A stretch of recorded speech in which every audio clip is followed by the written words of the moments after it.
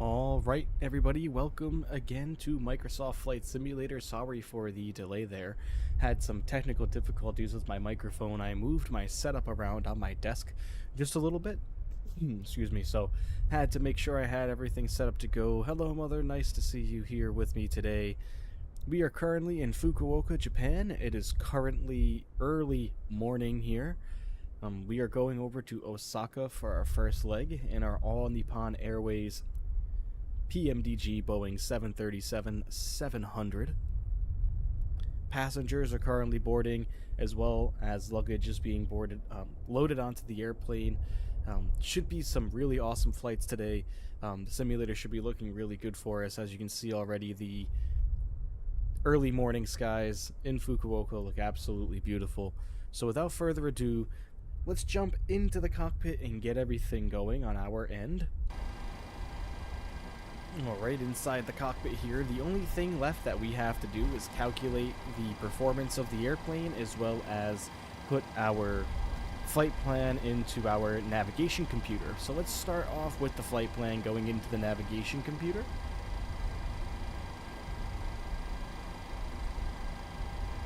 Alright, so let's head on down to the FMC down here and let's start putting in our information. We are going from RJFF, which is Fukuoka, and we are going to Osaka, which is RJBB. Put that in perfect.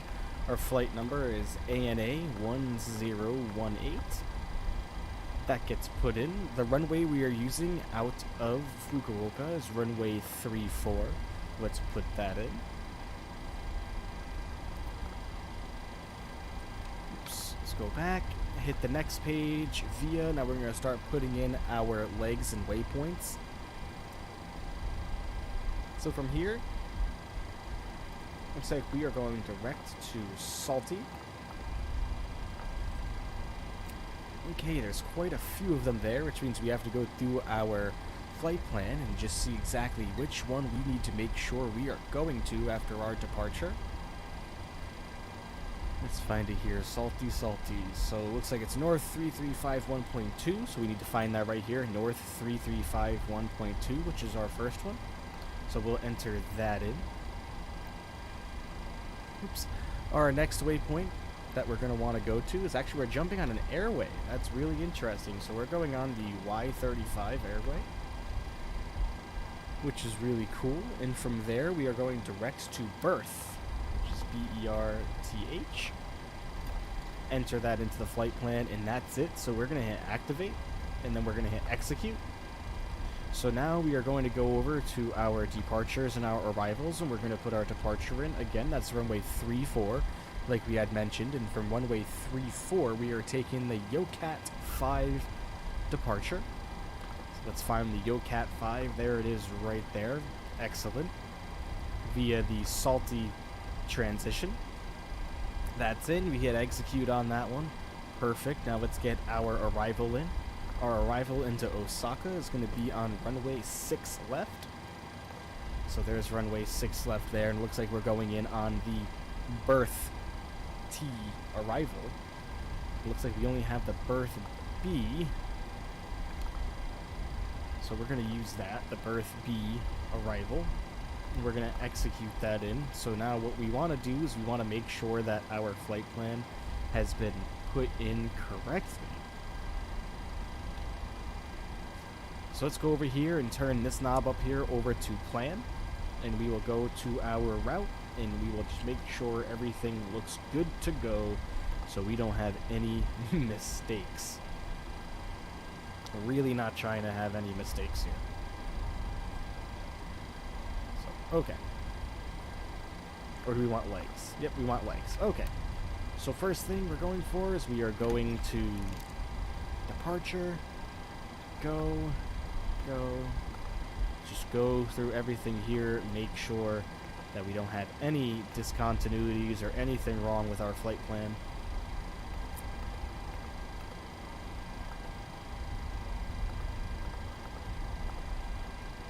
Alright, and it looks like we are actually all set. Fantastic. We are good to go on our flight plan. Everything looks right. Now, I double made sure this time around, just in case we had the same situation as we had last time in the Airbus. Our last stream, when we flew in the opposite direction for about, 35 minutes. Hopefully we're not going to have another repeat of that. I'd really rather not happen. So perfect. Now that we're good to go, let's calculate our performance. We're going to hit performance init there, and we're going to put in our 0 fuel weight in the airplane today, which is 121,100 pounds. So we're going to do 121.1. Get that put in our 0 fuel, which give us a gross weight of 133,200 pounds. Our fine reserve fuel today, based on our flight plan, is 2,230 pounds worth of fuel. Enter that in. Oops. You gotta do it by decimals, not the full thing. This isn't the Airbus. Reserves go to 2.2. Our cost index today is going to be 8. Our cruising altitude today looks like it's going to be taking us to 33,000 feet, so we'll plug that in, 330. Our average cruise wind on this first leg is 263, coming in at 41 knots. Okay. No big deal. We'll just execute all of this in. Perfect. And one limit now. Oh my god, that sneeze just scared the ever-loving heck out of me. I need to turn that down. I can't stand why sneezing is included in the FS Realistic add-on that gives you all the shakes and all those different noises, but I absolutely cannot stand it. So let's get there's a few things that we actually need to turn off, so I will get those turned off really quickly.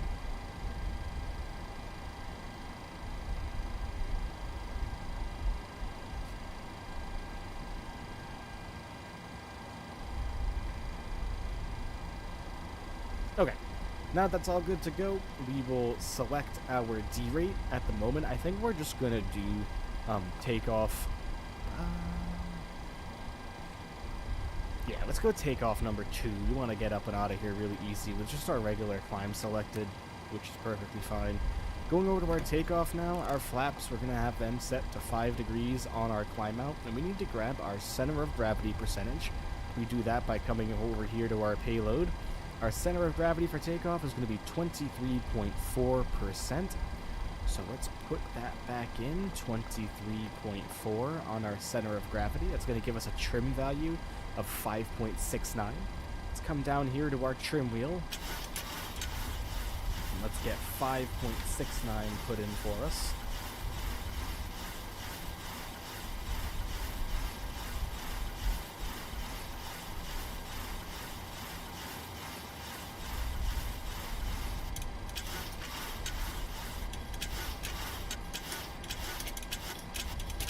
Should do it right about there. Excellent. Now let's come over here and get our V-speeds plugged in.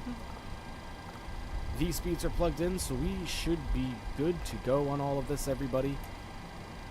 Seems like we are ready to go upstairs to our overhead panel and start getting the airplane ready for departure. First thing we're going to want to do is get our APU started, so our left fuel pump is going to come on, and our APU starter switch over here is going to come down to the on position and then clicked into start.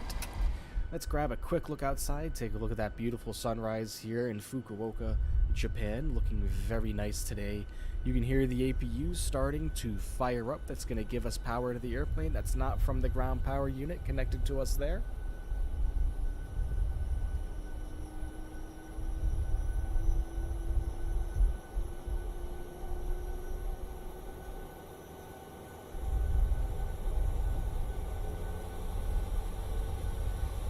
Okay, you can hear it coming to life. Excellent. Let's jump back inside the cockpit now that the APU is starting to fire up. As soon as we get the APU available light right here, we will turn the APU generators on.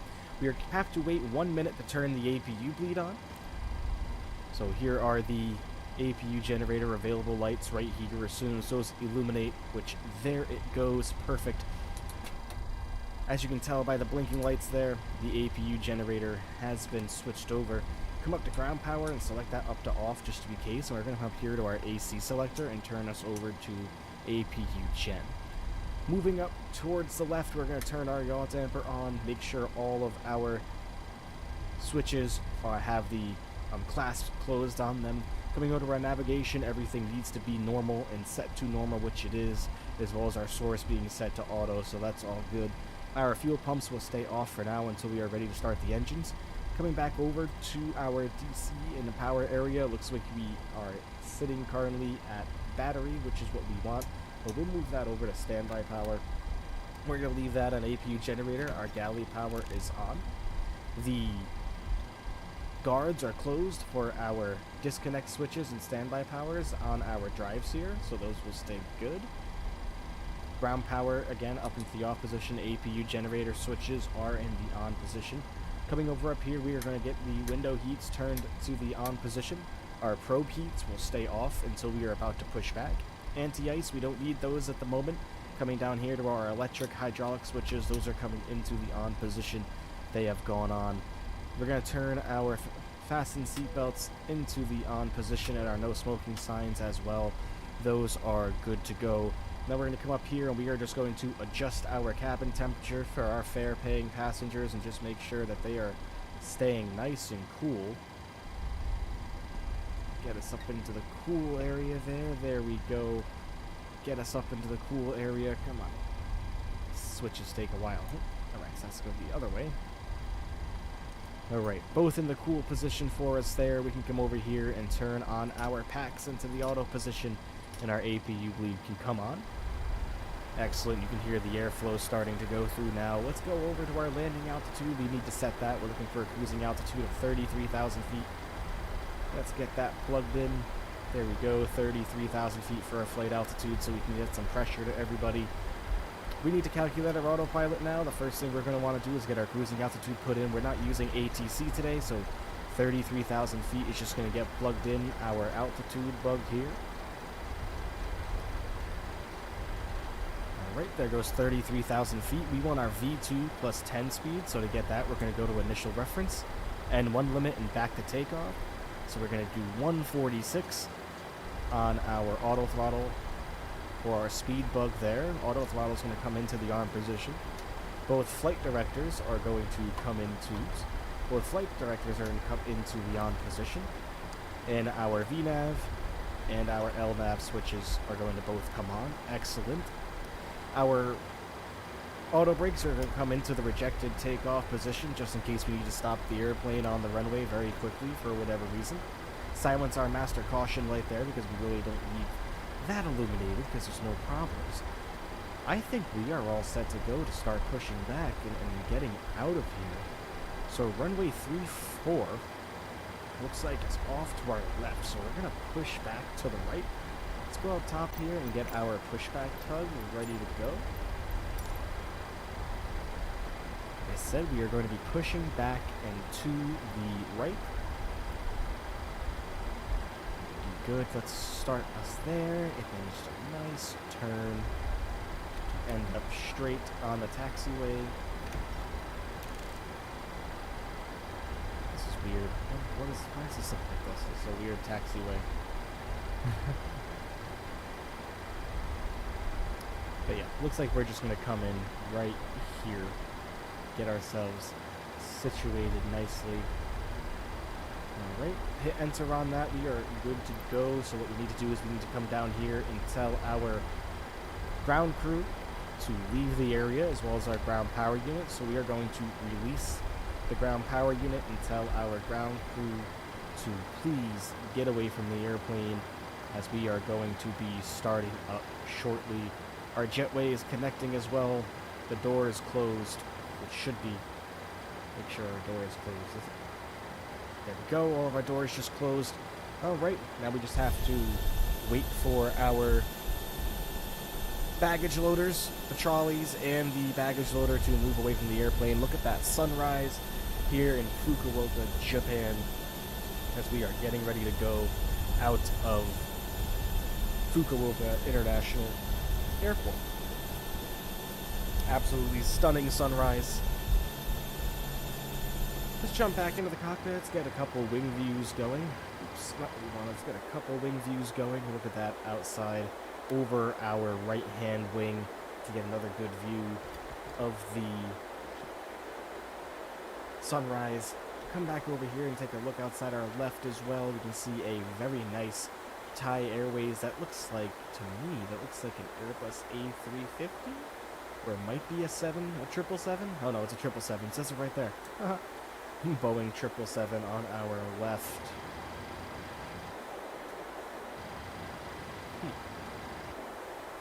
Looking nicely outside our left-hand side as well.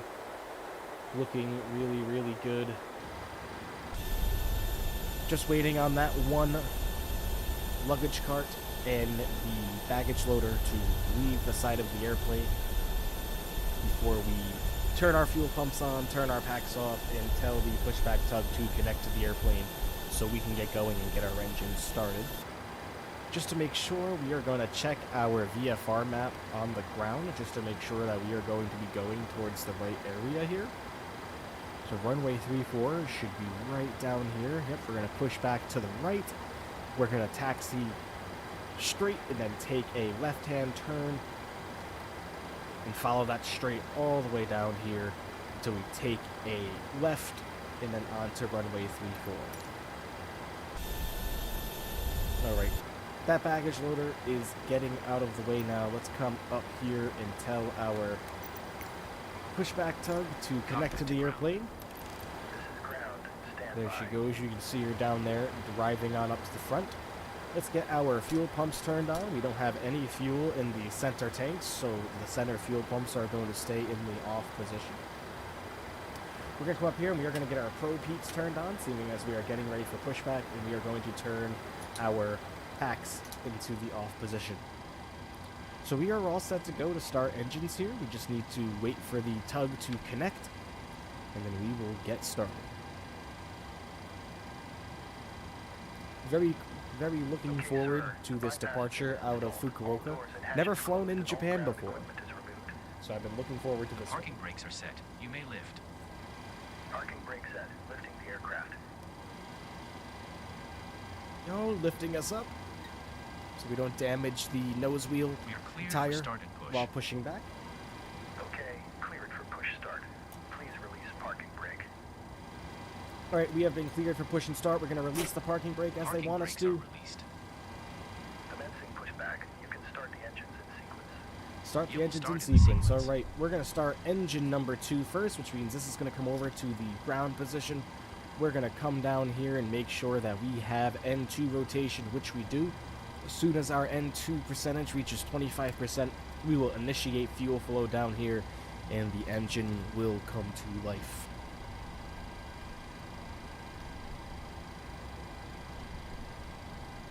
Alright, there we go. Fuel's being introduced. Let's hop over to the wing and listen to the sounds of the engine start.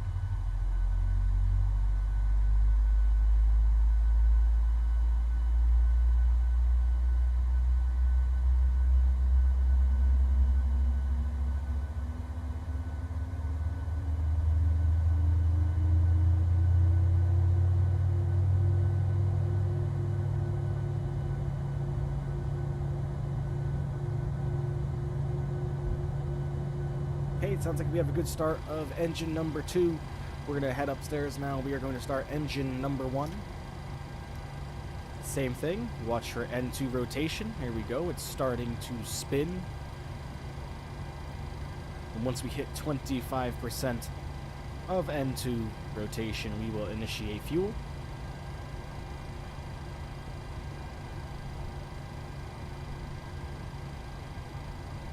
Introducing fuel flow. Let's head over to the engine and listen.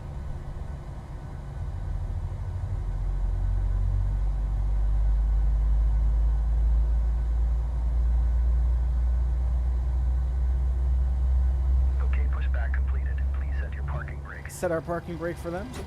There we go. We have a good start of engine number 1.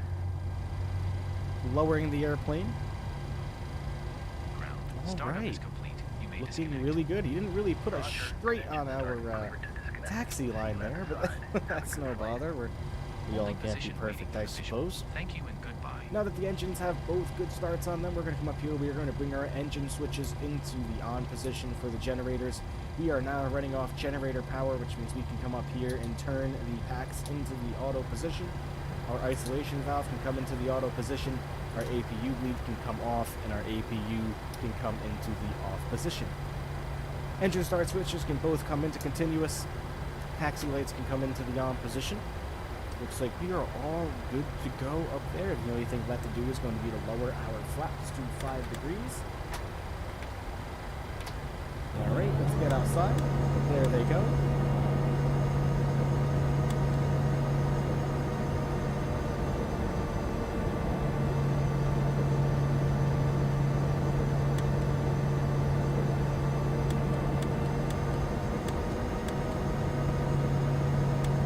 Alright. Flaps are down to 5 degrees. Perfect. Taxi lights are in the on position. Make sure our fasten seatbelt signs are both in the on position and our smoking sign, which they are. Alright everybody, we are good to go. We can start taxiing. Let's come down here and release the parking brake. Put our throttles forward just a little bit to get some power to move the airplane. And now that we have that initiated, we can start our head tracking. What an absolutely beautiful morning here in Fukuoka, Japan, on our way to Osaka for leg number 1.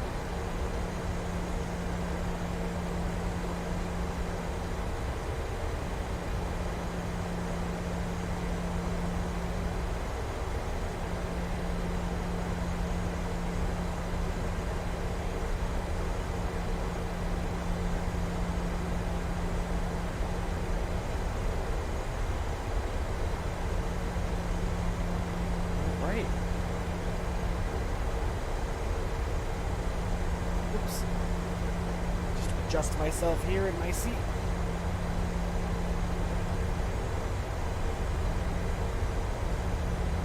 Hope everybody's having a good day so far.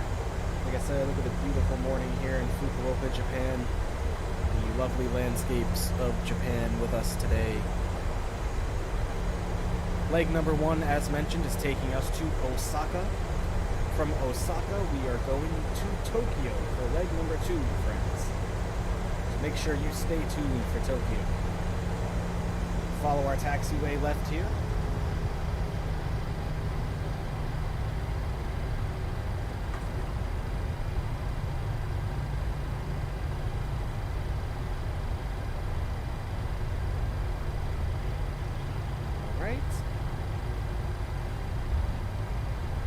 As a reminder, everybody, if you wouldn't mind, please hit the subscribe button, the thumbs up button, and turn on notifications for the channel. I would greatly appreciate it.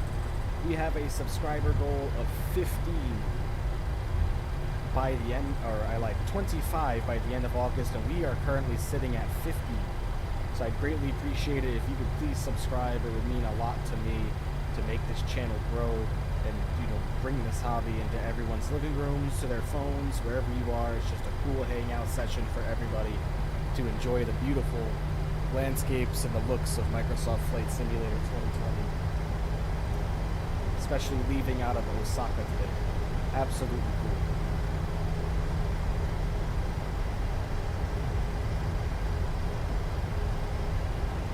Get a wing view.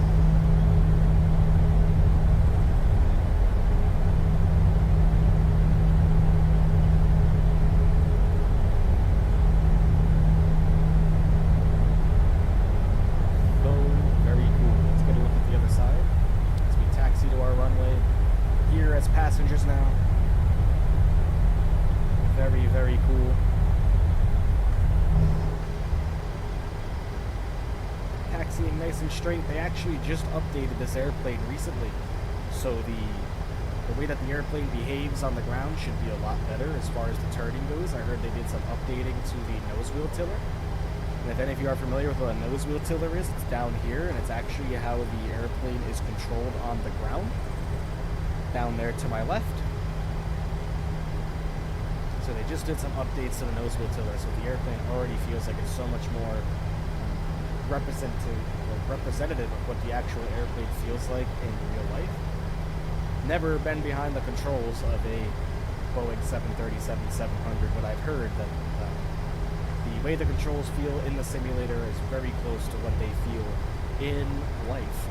So we're almost ready to go. We're going to come up here. We're going to turn on our landing lights. We're going to turn on our runway turn-offs. Taxi lights are going to come off. Wing lights are going to come on.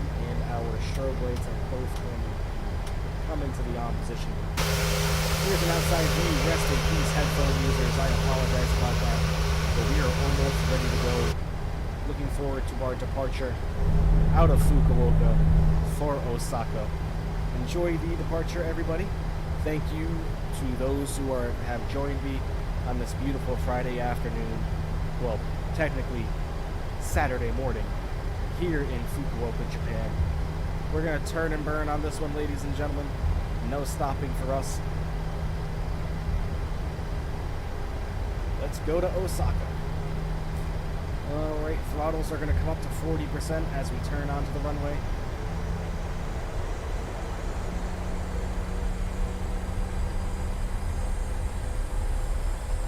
Alright, we are going to initiate toga. Alright, enjoy departure, everyone.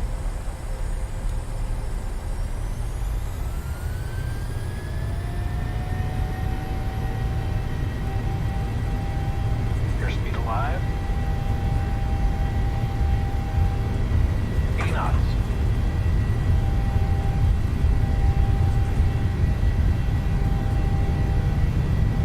V1, rotate. Rotate.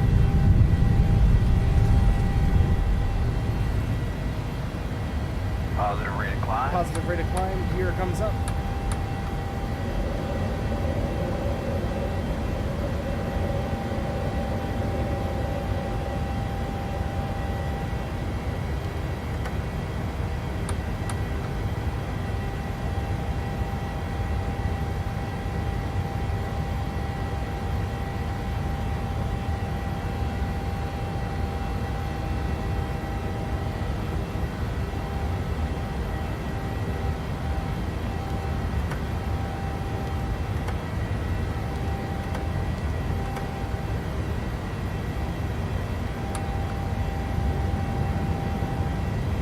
Departure, everybody. Absolutely excellent. Look at that view, huh? The Fukuoka area here in Japan. As we continue our climb out now. Keeping on our runway heading at the moment, we will be starting our right-hand turn right about now. So let's go. Lower our nose a little bit now.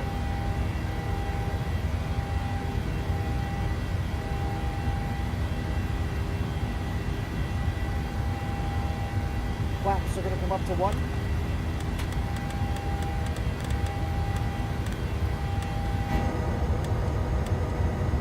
Look at that, huh? Too cool.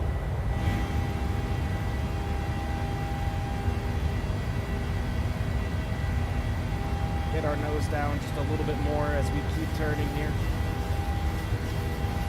Thank you, really appreciate. Nice one. Yes, it was. All right, flaps. Flaps are coming fully forward here.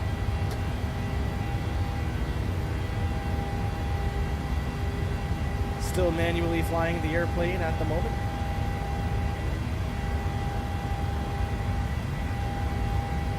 All right, we can reduce our thrust to climb power.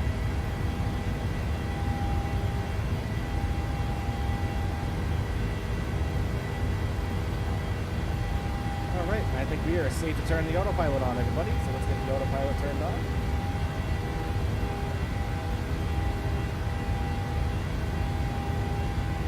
Excellent. Head tracking coming off. Well done, Captain. Thank you, Ray. Really appreciate that. Please let me know how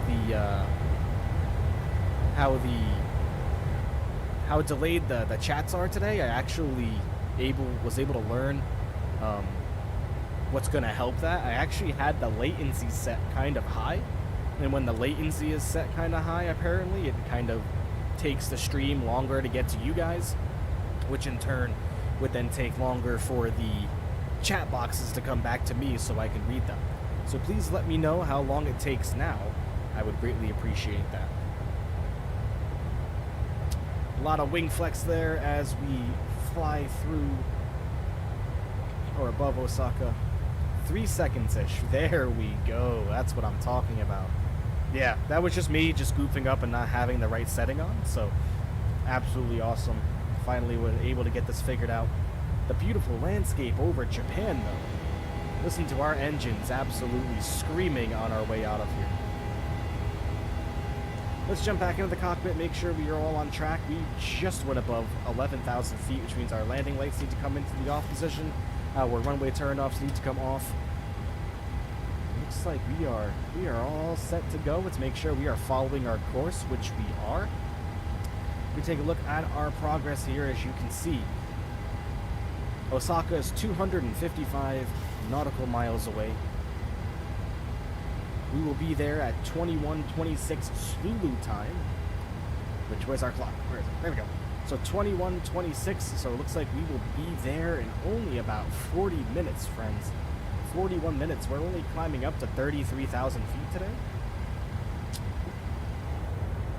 That wind flex is so real. Yes, it is. They just provided an update on the simulator, and it's just absolutely mind-boggling.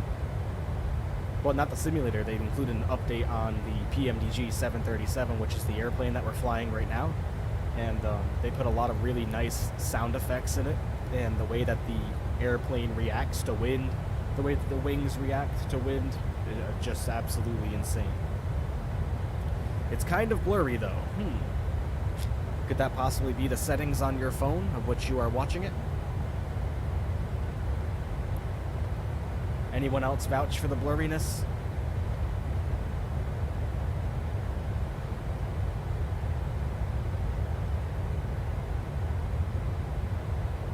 I have our bitrate up there pretty high, so it shouldn't be too blurry.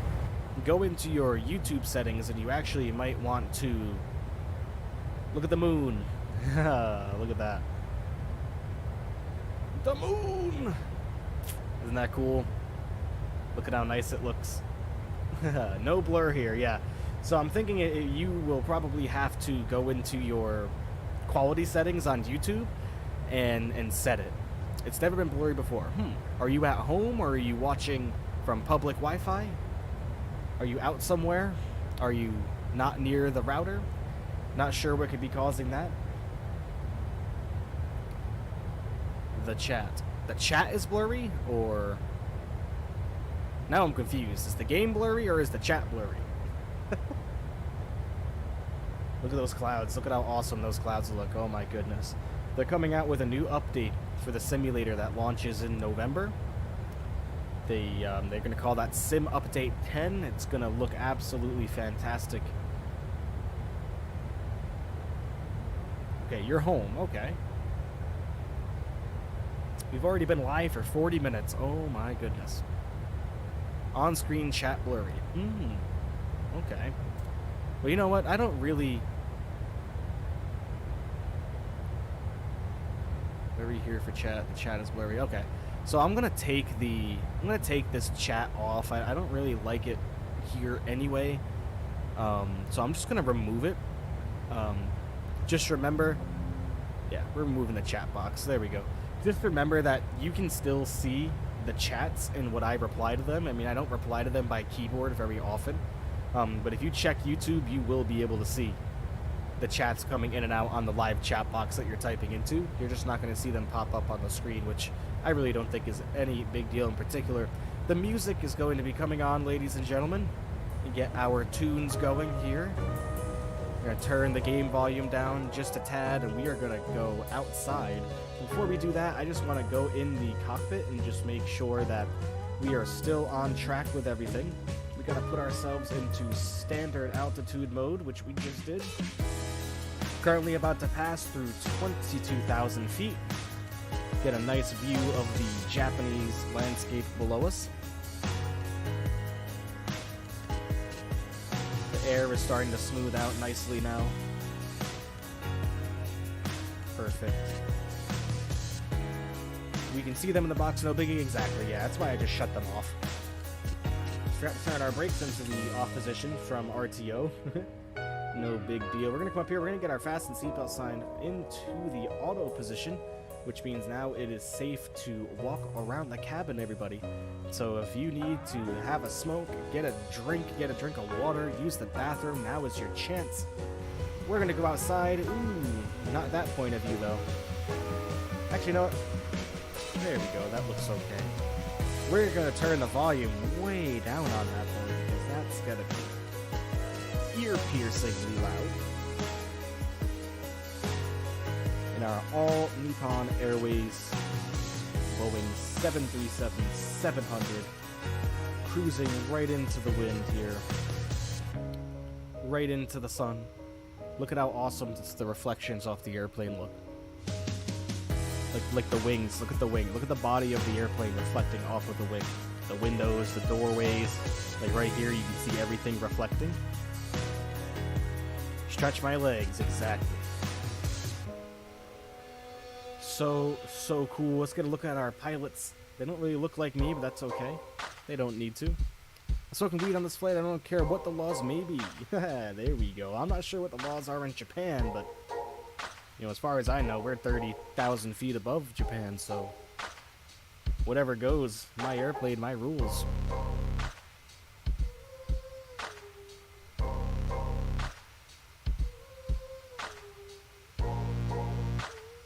Jump back inside, just make sure we are climbing still very well, which we are. We are at 25,560 feet.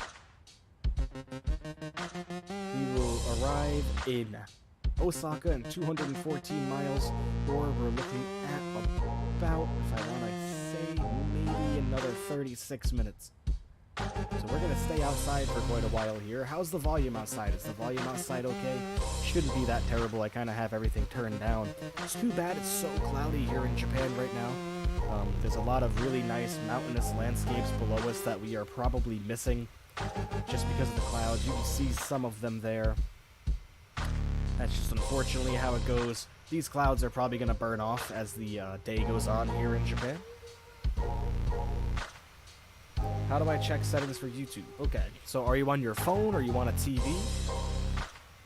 Either way, if you click the video area, you should see a little settings wheel. It should be a gear. If you click on that gear, you should see something that says like video quality or something like that.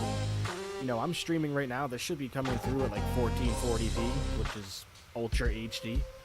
If you don't have it set to Ultra HD or at least 1080, it's probably not going to come across the best. I would say the minimum you'd want to watch this at would be 720.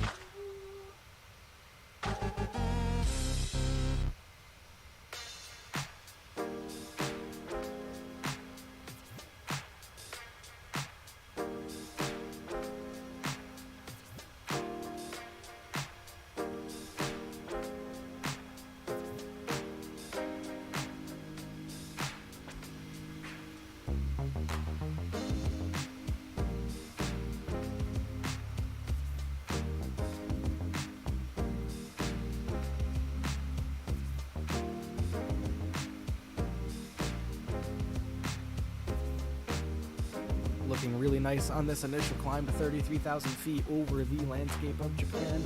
Again, the first leg is taking us to Osaka, so hang tight, everybody. We will be there in about 30 minutes.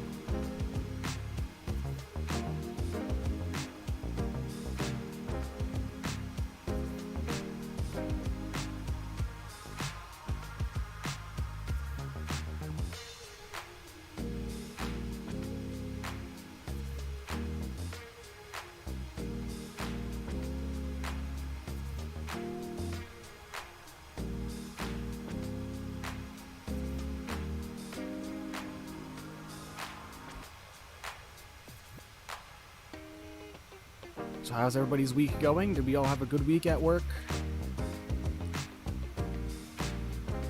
We all have a absolutely fantastic Friday. I know I am looking forward to the weekend. However, I do believe that the missus and I are catching a little bit of a cold. Just haven't really been feeling that great over the past few days. A little stuffy. Hopefully it's not the old Vidsky. I don't think it would be. Just started feeling this way about a day ago.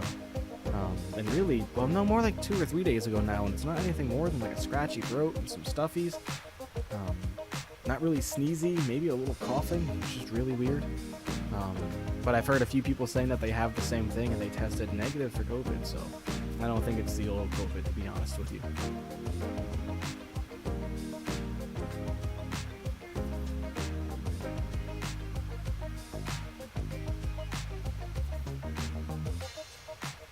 It says I'll use more data, but I'm on Wi-Fi. Does that matter? No, it does not. Not if you are on Wi-Fi. I don't believe that matters. It's just not really going to... I mean, unless you have a limited data plan on your Wi-Fi, and if you do, then I feel bad for you, and I'm not sure why you would even have that. But no, it shouldn't matter.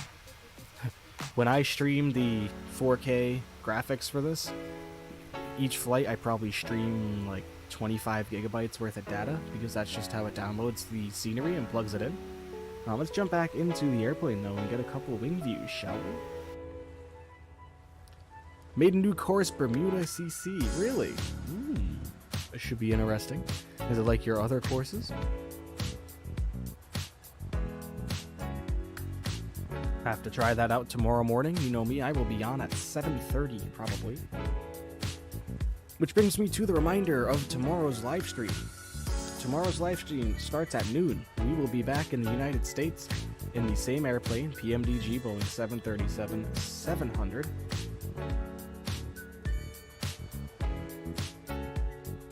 This one's tough. Oh boy. Alright. Looking forward to it. You know how I am when it comes to 7:30 golf matches. Small greens. Lord, I need to make a course that's much better. There you go. Yep, you were probably, honestly, if your phone defaulted the quality, you were probably sitting somewhere at like 360p or maybe even 480, possibly, or 460. That's usually what YouTube defaults to, but you can change that in the settings, like I said, like you just did, so it'll look a lot better for you. Especially on TVs. It's going to come across a lot better on a TV if you have everything bumped up a little bit. Love those clouds, aren't they fantastic? Let's pop over to the other side. Cloudy day, heading towards Osaka, but no big deal. Shouldn't have any unexpected weather going into the Osaka area. Let's just double check. We are at our cruising altitude, 33,000 feet. Be there. We start our descent in 39 miles, everybody. So yeah, we will be coming down very soon. Like I said, we are not using ATC, so we're just going to grab what altitude we need to be at before landing. It looks like it's just 4,000 feet. So we're going to come over here and we are going to decrease our autopilot down of our altitude down to 4,000. And the airplane will start following that automatically once we hit our top of descent area.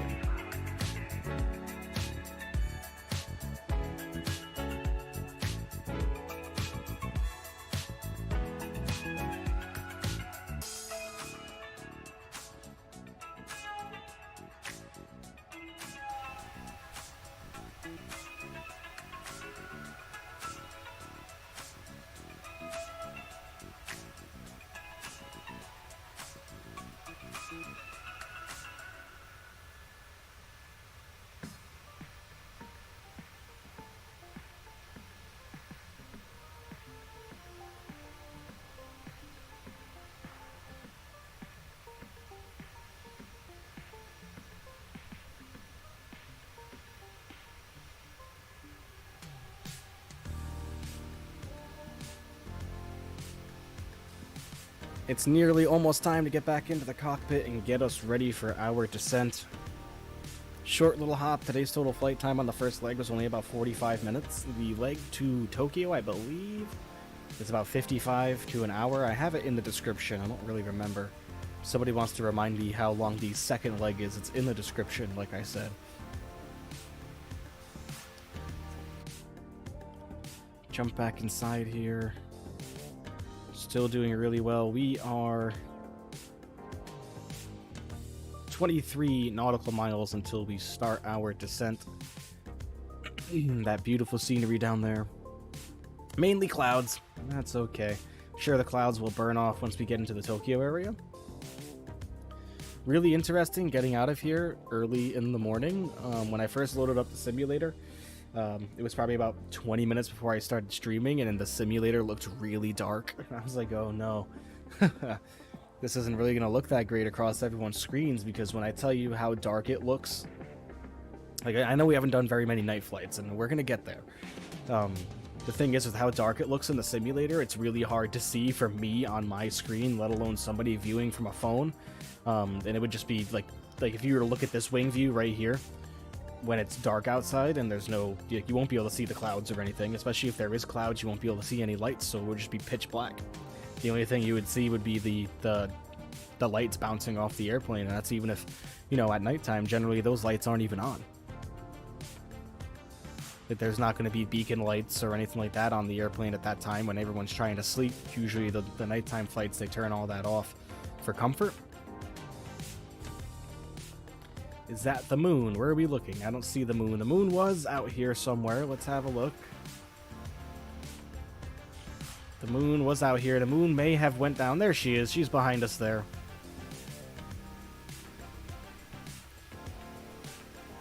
There's the moon in all of its glory. Could probably get a better view if we jump inside the airplane and hop over to the other wing and take a look out to our right.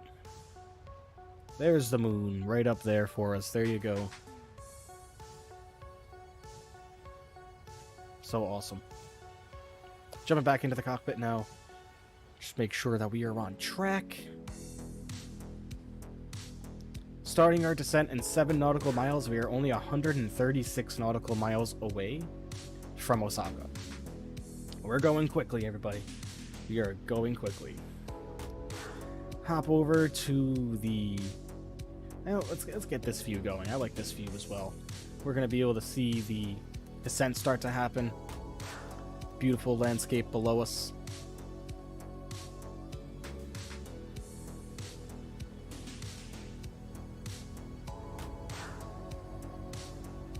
I tell you, I can't wait just to sit home and do nothing this weekend.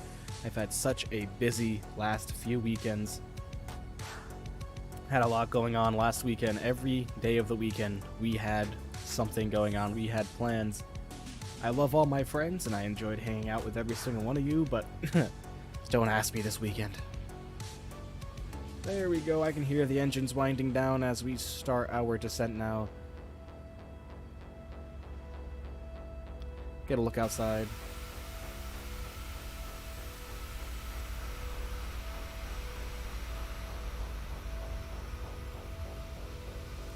Here we go. Look at that.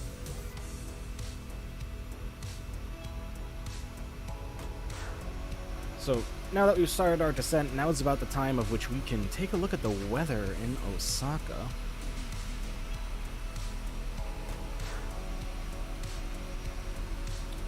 Weather in Osaka right now looks like winds are coming in from a heading of 140 at 4 knots. That's absolutely nothing. Broken clouds at 1,700 feet, overcast at 23,000. Should be really nice.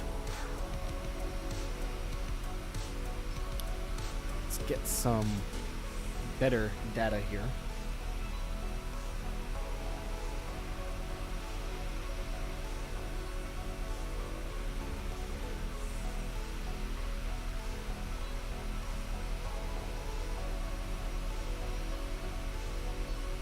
Okay, winds are coming in from a heading of 060 at 7 knots now. Looks like 6.25 mile visibility. Uh-oh.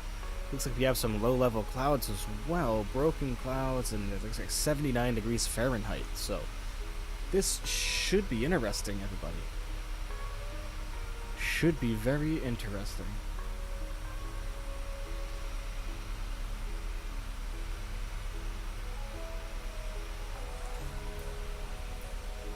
We are going to Kansai International. We are not going to Osaka International. We are going to Kansai International, which is a smaller airport. But we will have no problem landing our 737-700 there, as well as taking back off when we go to leave. Get back inside the airplane. There we go. Look at that nice view. Starting to get some beautiful looking scenery now. Japanese mountains below us. Again, a massive shout out to everyone who has subscribed so far. I'm going to throw this up there. I have yet to update this, so I'm going to do this right now, assuming I keep forgetting. So we're gonna end that goal.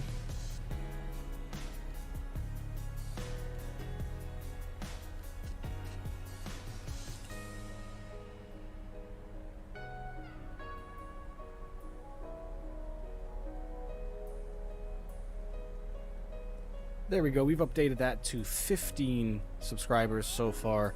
Really appreciate everybody that subscribed so far. It really means a lot to me. We have a goal of 25 subscribers by August 1st. Currently sitting at 15. I really want that number to grow. We only need 10 more. That's less than 10 subscribers additionally per day, and I really think that we can hit that goal. So if you wouldn't mind, please share this stream on every single one of your social medias if you wouldn't mind. Tell your friends about it. Let them know about the cool hangout atmosphere that I like to have during our streams. And let's get some more people in here and we can start talking about all kinds of stuff, ladies and gentlemen, as we travel all over the world in Microsoft Flight Simulator 2020. I would really appreciate it. You're wonderful. You're wonderful. Let's get back in the cockpit here. It's like we are 101 miles away, just passing below 26,700 feet. It's going to be almost time to turn the music off. I believe once we go through 18,000 feet, I will shut the music off and we can focus on the sounds of our arrival.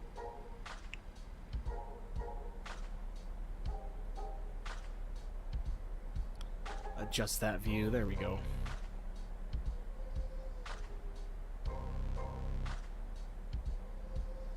What do you think today, guys? Am I going to absolutely slam this 737 into the runway in Osaka, or am I going to give it a little bit of a butter? Hate to use that term butter because, you know, there's so many flight simulator streamers out here on YouTube that use the terminology, and, you know, I don't want anyone to think that I'm trying to copy them or cramp their style or anything, but I think that's a pretty universal term. The butter the landing, butter the bread. And if anybody that's also a streamer on YouTube that sees this and realizes I said something like that, just hope you know, don't take it to heart. I'm gonna not apologize for anything if you feel like that I am copying you. Don't know what you want me to tell you.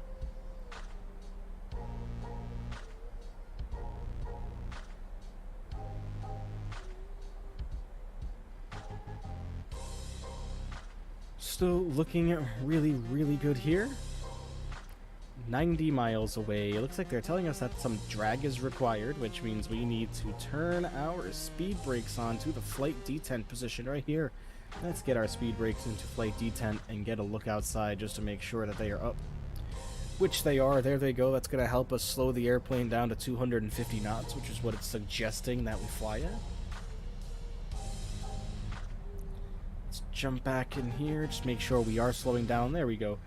As you can see, I'll explain. This magenta little pointer here is the airspeed that the airplane wants us to be at right now, which looks like it's just below 250 knots. Looks like a 249. So what those speed brakes are doing is that is a 248. So here we go. That's the speed the airplane wants us to be at. So we're 248. When we hit 248, I'm probably going to lower the speed brakes now. So once we hit 248, I'm going to lower them just slightly there. That should keep us at a pretty steady speed. There we go. So let me explain this for you. Basically, everything I need to know about the airplane is in these two screens right here, minus the engine controls, at any given time. So they call this right here, this is the artificial horizon. And basically, they call it a horizon because the blue is the sky and the brown is the ground. So this right here, these two lines in the centerpiece represent your wings. Up here, these are degrees of bank. So you have 10, 20, 30 degrees of bank. This is your degrees of pitch. So you have, I believe, 2.5, 5, 7.5, 10, 12.5, 15, 17.5, and 20. Same thing goes the other direction. This here is our airspeed, currently at 250 knots. This here is our altitude, currently descending below 20,600 feet. As you can see as well, this is our vertical speed indicator down here, and what this is how many feet per minute that we are descending. So currently you see it's kind of bouncing all over the place right now, but we are about 1900 feet per minute on the descent rate on average. Of course, the headwind and the tailwinds that we may experience may influence that number just a little bit. Coming over here to the right, this is where we can see our flight plan on the track. Not going to go too into detail in explaining this, but anyways, we can see our ground speed right here. We are currently at 375 knots of a ground speed and 345 total airspeed. TAS, total airspeed. GS, ground speed. Right now, we have a tailwind coming in at heading 270 at 28 knots, about 28, 27 knots, give or take. Right here, this is our next waypoint, which is Berth. That's where we're heading to next. And as you can see, we're going to be there at about 21:13 Zulu time. So if we look over here, here is our clock. These clocks run in Zulu time. So we are at 21:09. So in about 4 minutes, we will be at our next waypoint. 17 nautical miles away from the next waypoint. These are our engine instruments right here, both the upper and lower panels. This is your percentage of N1 right here. So our engines are currently sitting at about 37.7% power. This is our exhaust gas temperature right here and our fuel flow per hour. We come down here, you want our N2 percentage. It's just a different part of the rotation of the engine. Not going to go into detail of it. That's currently sitting at about 67%. Fuel flow again. Oil pressure, which is looking consistent. Then let's get ahead of we have oil temperature there, oil quantity, and then what's this over here? I forget. VIB, honestly, I don't know what that means. So forgive me. So over here we have our autopilot. So our course, our auto throttle selector, our VNAV and LNAV, which is our navigation that we're currently following, and our altitude selector. Over here is your autopilot command switches, along with the disengagers and the flight directors.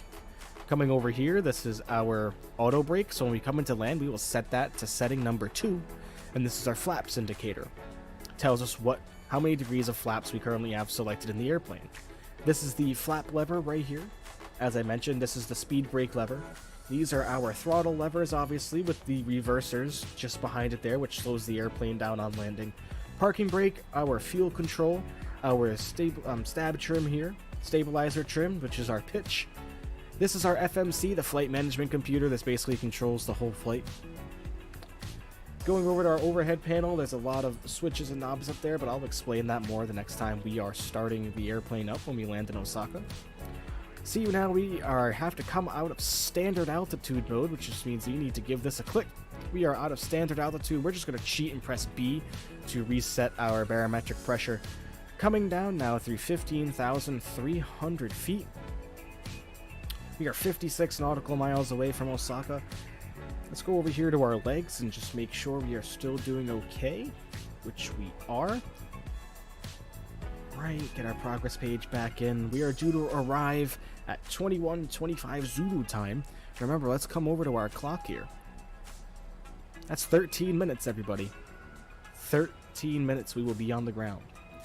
I know I said I was going to turn the music off at 18,000 feet. I kind of missed that a little bit, so the music is going to come down, everybody. And the game volume is going to come up.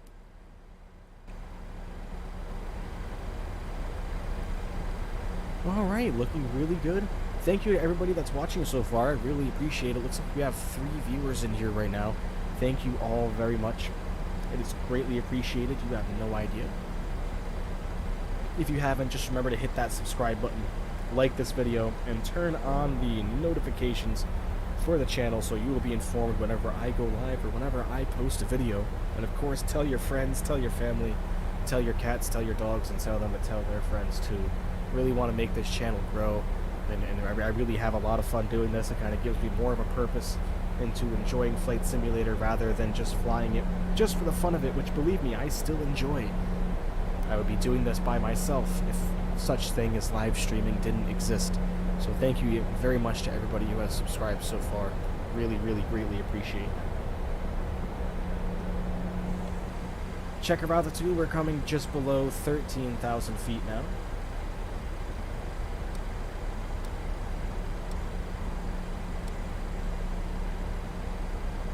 We have to be above 6,000 feet when we get to our next waypoint here, which we are well above that, so I don't think we are in any danger there. Not much going on this side, just have the view of the bay there. I'm not sure the name of that bay, so don't quote me on it. Not even going to bother. If anybody knows, please put it in the chat. If anybody is from Japan or this area heading into Osaka, let me know. Let's get a look at this view here. Oops, this view. There we go. Looking very nice heading towards, or descending down into the Osaka area on this beautiful Saturday morning in Japan. If I had to guess, it's probably about 7:30 in the morning, I believe, if I have that correctly. 7:30 a.m. Saturday morning in Japan. Next leg has us going from Osaka to Tokyo, so please make sure you stay tuned for that.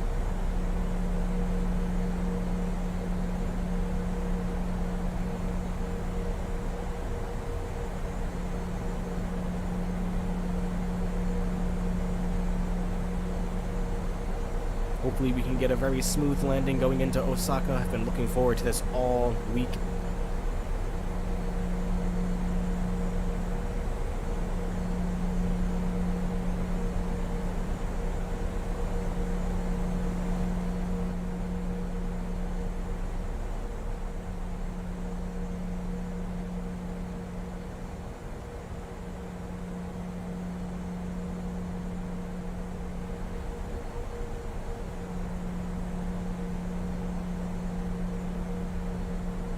God, I am really starting to not feel well. What a shame. I hate being sick. I am such a baby when it comes to being sick. Anybody that knows me, man, I'm useless when I am sick. We just got below 10,000 feet, which means we need to come up here and turn our landing lights into the on position. Wing lights stay on, everything else stays on. Logos, we can throw those on too, why not? Everything else is looking good up here. Fasten seatbelt signs stay in the auto position, which means they should have turned on already, but I'm going to bring them down to on. Just to make sure we don't have anybody still trying to float around in the cabin at all. We're going to get our auto brakes ready. We're going to turn these up to level 3, get us slowed down nicely here. We're going to turn approach mode on as well and get that all ready to go on our way into Osaka. I think we have some drag being required here. Oh yeah, so let's get our speed brakes back into flight detent there. Let's get our speed, like I said, this magenta little triangle right here. The airplane wants us at 240 knots. So let's get below that 240 knots.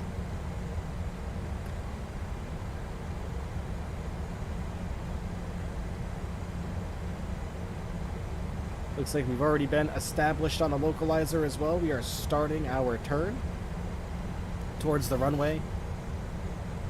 This should be really, really good. But I'm not going to use head tracking today, to be honest with you, on our way into Osaka. I always somehow to screw up the landing whenever I use head tracking. It drives me nuts. I'm not using head tracking today.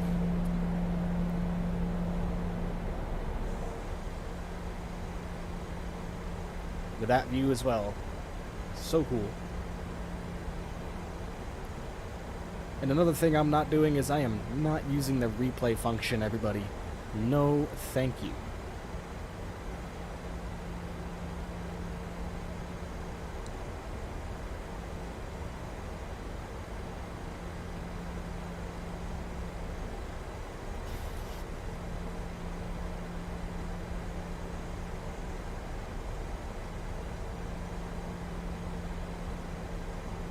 Looking very good. We are pretty much lined up with the runway now. We might be off just a little bit on our way in, but our autopilot is going to correct that for us and start descending us some more. So because we are doing that, we're going to come down here and we are going to slow down just a little bit more.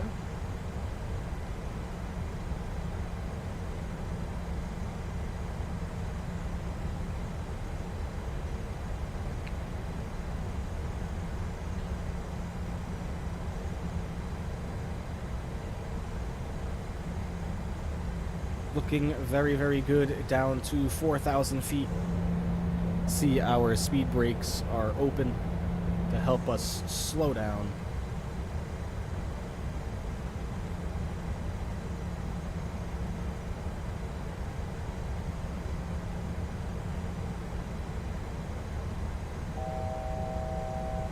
Thousand to go until we reach 4,000 feet before the end of our waypoint here, which means we are going to start slowing down even more. Excuse me, which is exactly what we want because we need to start adding some flaps very shortly.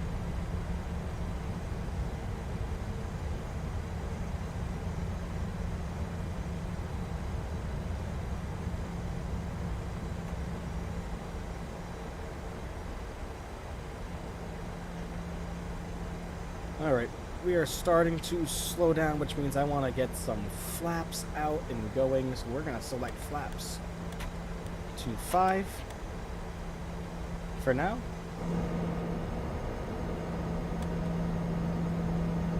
Enjoy the arrival into Osaka, everybody. Thank you for being here with me, as always.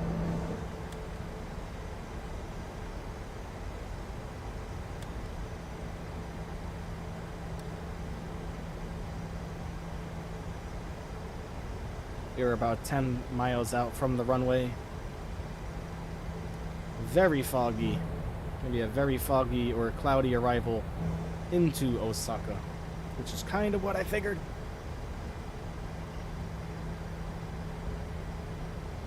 Again, enjoy the arrival, everybody.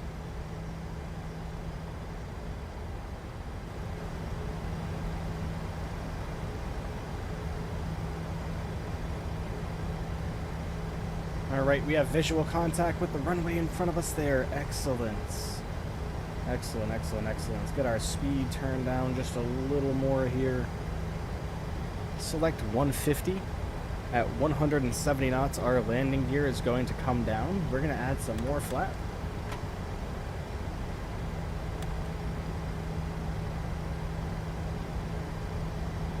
Flaps come down to 10 degrees. Enjoy, everybody.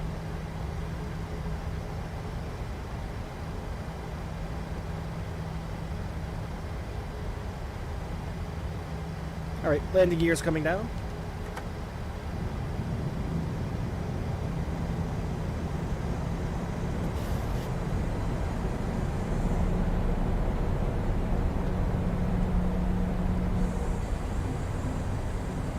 Looking good.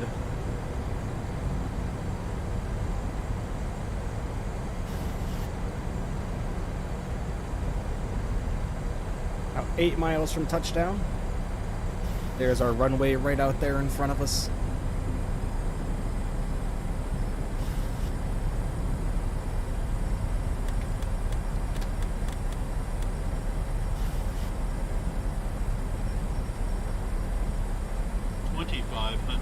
.500 feet.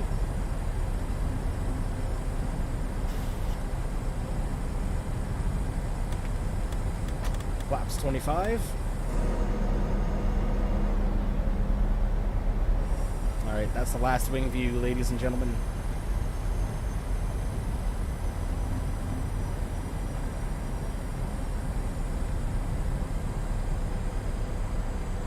Flaps 30.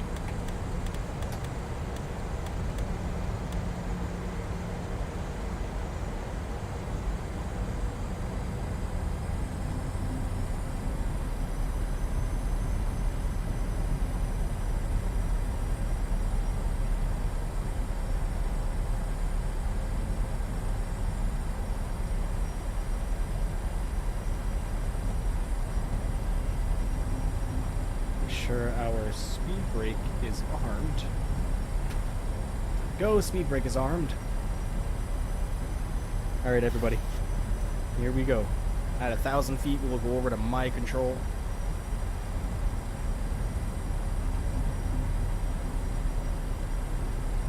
Got a little bit of a crosswind coming on us on our back right-hand side at 11 knots. Should make things a little spicy.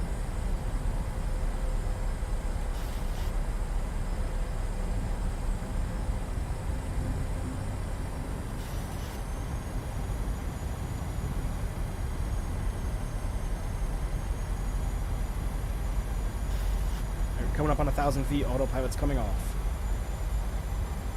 1,000. My control, everybody.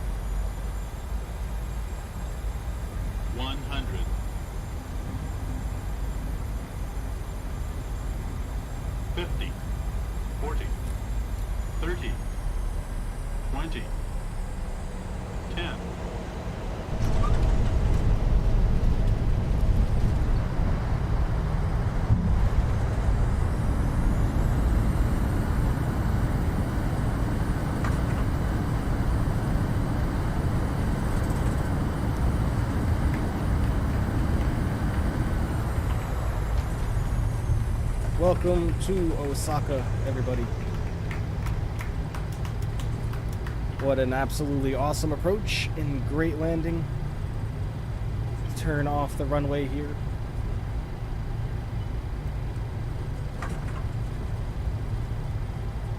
Start slowing the airplane down. Alright, let's go up top. Landing lights come into the off position now. Taxi lights come on, strobe lights are going to come off, wing lights are going to come off, logo lights are going to come off. Speed brakes are going to come down, flaps are going to go full forward.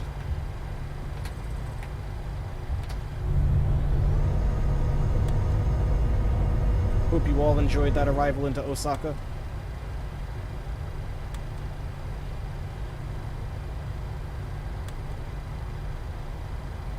Said I have no idea where I'm going in this airport, so I'm just gonna head towards the other airplanes out there. Those look like friendly airplanes of ours. Good one, thank you, really appreciate it.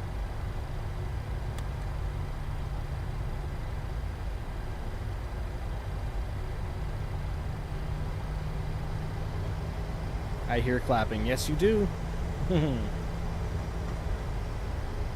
That is FS Realistic. That is an add-on. That adds that in. We're gonna come up here, we're gonna get the APU started so we can connect to it once we get to our gate. Flight directors can both come off.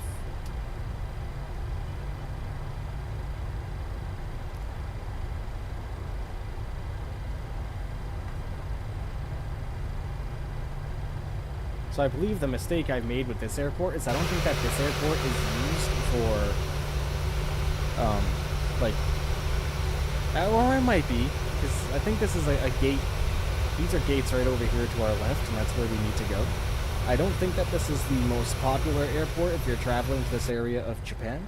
There is another airport, it's just called Osaka International. Like I said, I believe this one's called Kansai International Airport.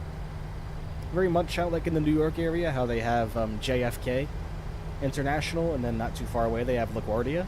Pretty much probably the same concept.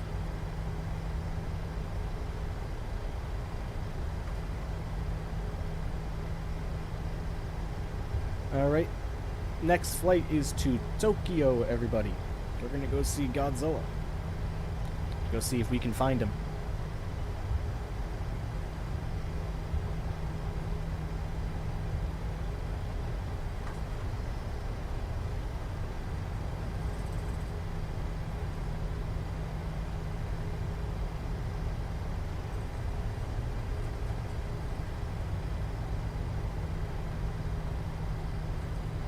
Alright, there's the terminal area right in front of us. That's what we wanted.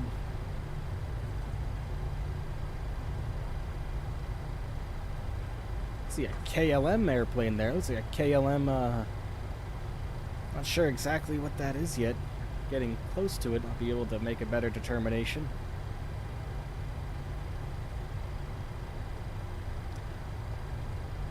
Is that a Dreamliner? I think it might be. I think that's a Dreamliner. KLM 787 Dreamliner. Looks like a big one too. Maybe a Dash 9 or a Dash 10. Very cool.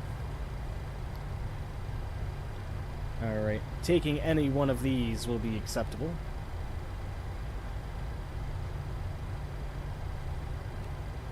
I think we're gonna go for this next one here.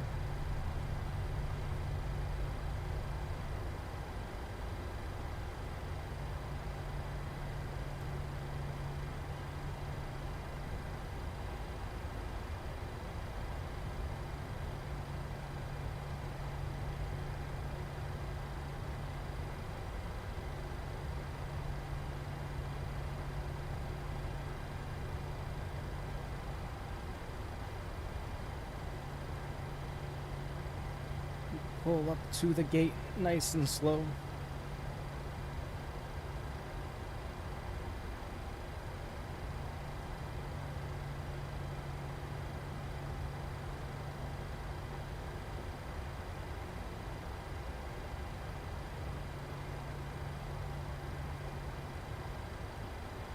Alright, parked at the gate down nicely. Parking brake comes up. APU generators come on. And engines come down.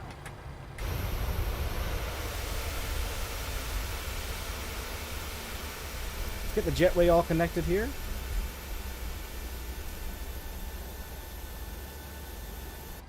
Jump back into the cockpit. Our taxi light is going to come into the off position. This all looks good. Anti-collision lights can stay on. Engine switches can come into the off position. Fuel pumps up here are going to come into the off position. C packs can come down to the on position. Isolation valve can be opened fully. APU bleed can come on. Probe heat is going to come off. Electric generators are going to come off. Yaw damper is going to come off. Standby power or AC power can stay on APU generator for now. Alright, very good, ladies and gentlemen. Let's get our ground crew up to the side of the airplane so we can start unloading our passengers. We're going to set our wheel chocks or else they will not come over. We're going to request our ground power unit be connected to the airplane and get our baggage loaders here as well. Oops. As soon as our ground power unit connects here, alright, really good. Let's come up here and connect to ground power. There we go. The click of the lights means ground power, which means we can come up here and turn off the APU. APU has been turned off. APU bleed can come into the off position. Alright, everybody. Welcome to Osaka. Next stop is Tokyo. From this very same gate, I am just going to restart the simulator right quickly, just so we make sure we don't have any bugs or anything like that. So bear with me just a moment while I restart the simulator, and we'll get on over to Tokyo.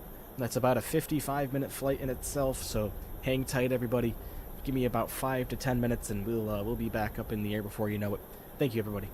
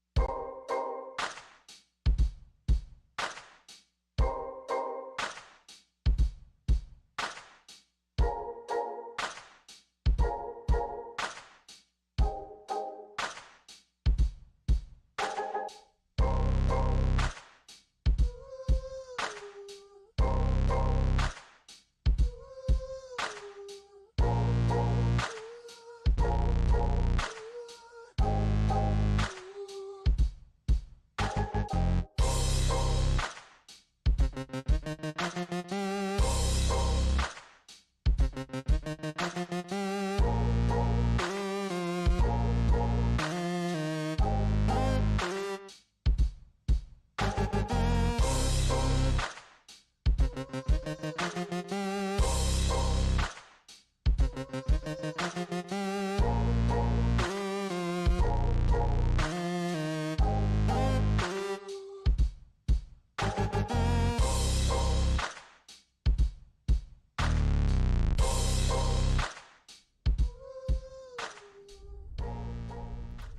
everybody, welcome back to Microsoft Flight Simulator 2020, currently sitting in Osaka, Japan.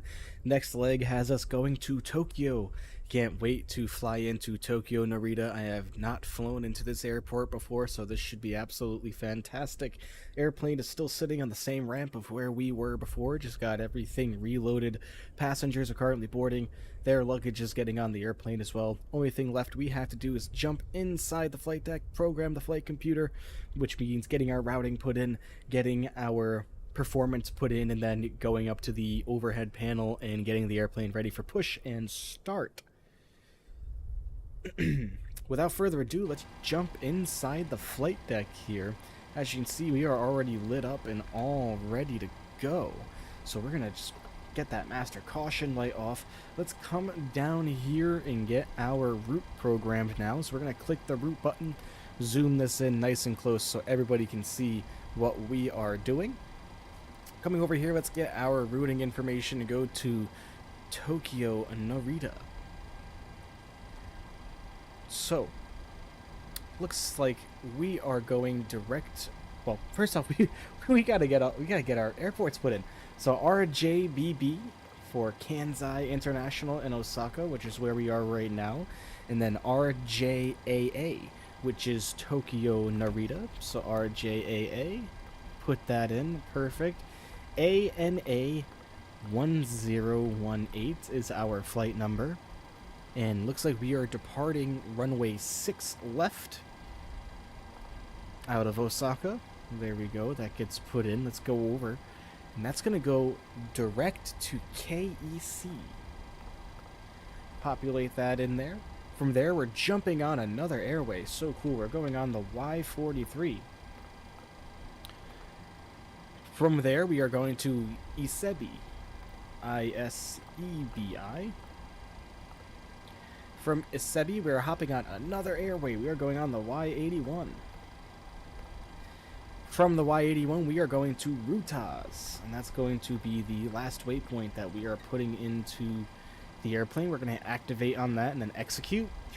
We got to get our departure and our arrival set up, so we're going to go to departure out of Osaka. Again, 6 left is where it wants us to go, and it wants us to go out of the Tomo 2 departure, which is Tomo 1, Tomo 3. We don't have a Tomo 2, so we're going to go with Tomo 3 out of here, which is fine, but we can do the KEC transition anyway, which is what it wants us to do. So we're going to execute that in. Excellent. Let's get our arrival all set to go into Narita. Now into Narita, it wants us to go on runway 34 left. Perfect. ILS runway 34 left. Exactly what we wanted via the route host. Star. Put that in. And now it wants us to go via the Rutas transition, but we don't have an option for that. It's no big deal. We're just going to hit execute there. Alright, so we should be all set to go. Let's get our legs in, and we need to make sure that we have everything all set to go after we depart. So we're going to switch this over to plan. As you can see, I'll zoom in nicely here. As you can see, our airplane is right here, and the runway that we are departing from is directly behind us there. So zoom in a little bit more. So now what we're going to do is we're going to check the flight plan and just make sure that everything looks good. So that just means we're going to hit step, and that's going to take us to each waypoint, and we're just looking to make sure that nothing looks screwy at all. So far, looking good. Follow it all the way to our arrival. Interesting looking arrival here. Okay, looks like we do have a discontinuity here in between Tyler and Gina. So we need to excuse me. We need to get that out of here, and it's telling us right now. So Tyler, and then we need to go to Gina. So I think we're just gonna plug that right in.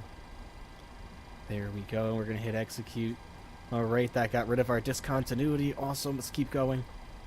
And right to our runway. Alright, perfect. Our flight plan is good to go, ladies and gentlemen. Next thing to do now is to get our performance calculated here. Our zero fuel weight for this leg is currently sitting at 121,135 pounds. So we're just going to type in 121.1. Get that plugged into our zero fuel weight. Perfect. Our reserve fuel for this flight, according to our flight plan, looks like we are sitting at 2,230 pounds of reserve fuel, so we're just going to put that as 2.2. We have a cost index on this flight of 75. Ooh boy, cost index is kind of high today. What's our cruising altitude? Looks like we are going to be sitting right at 370. That's what I'm talking about. 37,000 feet for the cruising altitude. Our average cruise wind is what we need to put on now. Looks like our wind's going to be coming in from a heading of 227 degrees at 49 knots. Youch. That's going to be a heck of a headwind. And I believe that's why our speed is so... our cost index is so high, rather. So coming in at 49 knots. Dear God. Alright, so I think we're good to go here. So we're going to hit execute on that. We're going to go over to N1 limit now. We're going to select our takeoff. We're going to derate down to 2 there and select our regular climb out. We're going to do our regular climb, though. Takeoff, we're going to go 5 degrees on the flap. We need to get our center of gravity percentage. Do that by going through to our payload area, which is 23.6 today. So we want 23.6% in our center of gravity. That gives us a trim value of 5.75. Let's go down to our trim wheel and put in a value of 5.75. We're looking for this little needle right here. We got 5 and we got 6, so we need to be 5 3/4. Or at least something close. 5.5 right now. I would say that's probably good. Parking brake isn't on. That's okay, we got the wheel chocks on, we weren't going anywhere anyway.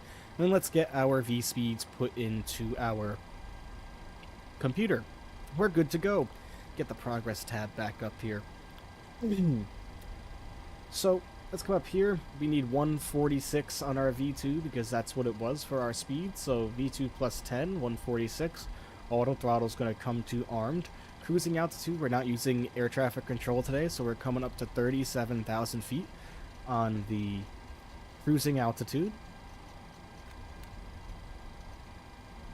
Flight directors both come on, and our LNAV and our VNAV switches both come on as well. Alright, let's jump upstairs and start getting the airplane ready to go. First thing we're going to want to do is start our APU. So we're going to come over here to our fuel pumps, and we are going to want to start our left aft fuel pump. Wait for the low pressure light to disilluminate, which it just did. Come over here to our APU switch, bring it down into the on position, and then down into the start position. As soon as we get it down to the start position, you're going to see this needle jump here. As soon as that needle jumps, that means that we have rotation on the APU. There goes the needle. Needle just jumped. The starter is activated. Let's get to the rear of the airplane so we can hear the APU start.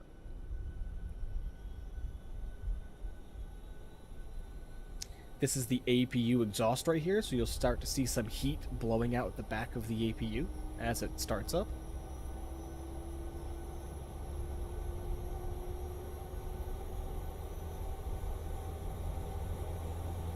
There it goes.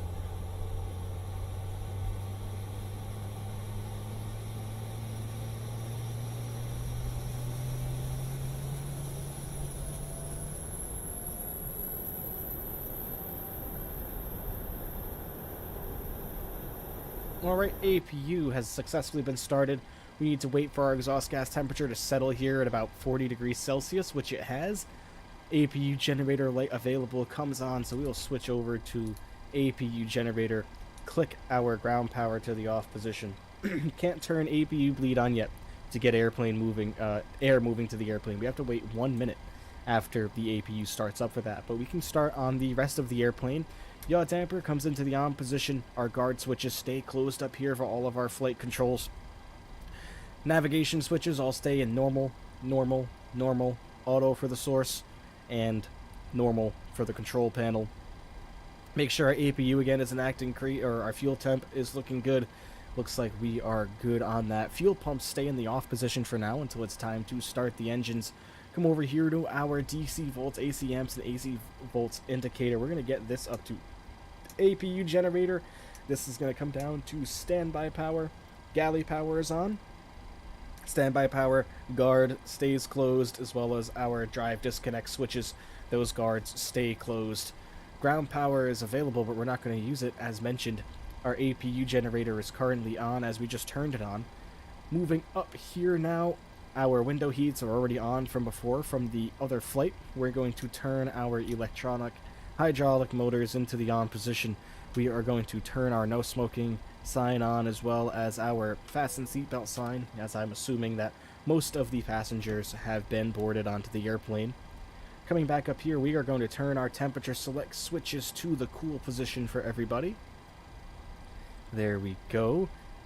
Packs are going to come into the auto position, and our APU bleed is going to come on. Listen for the air.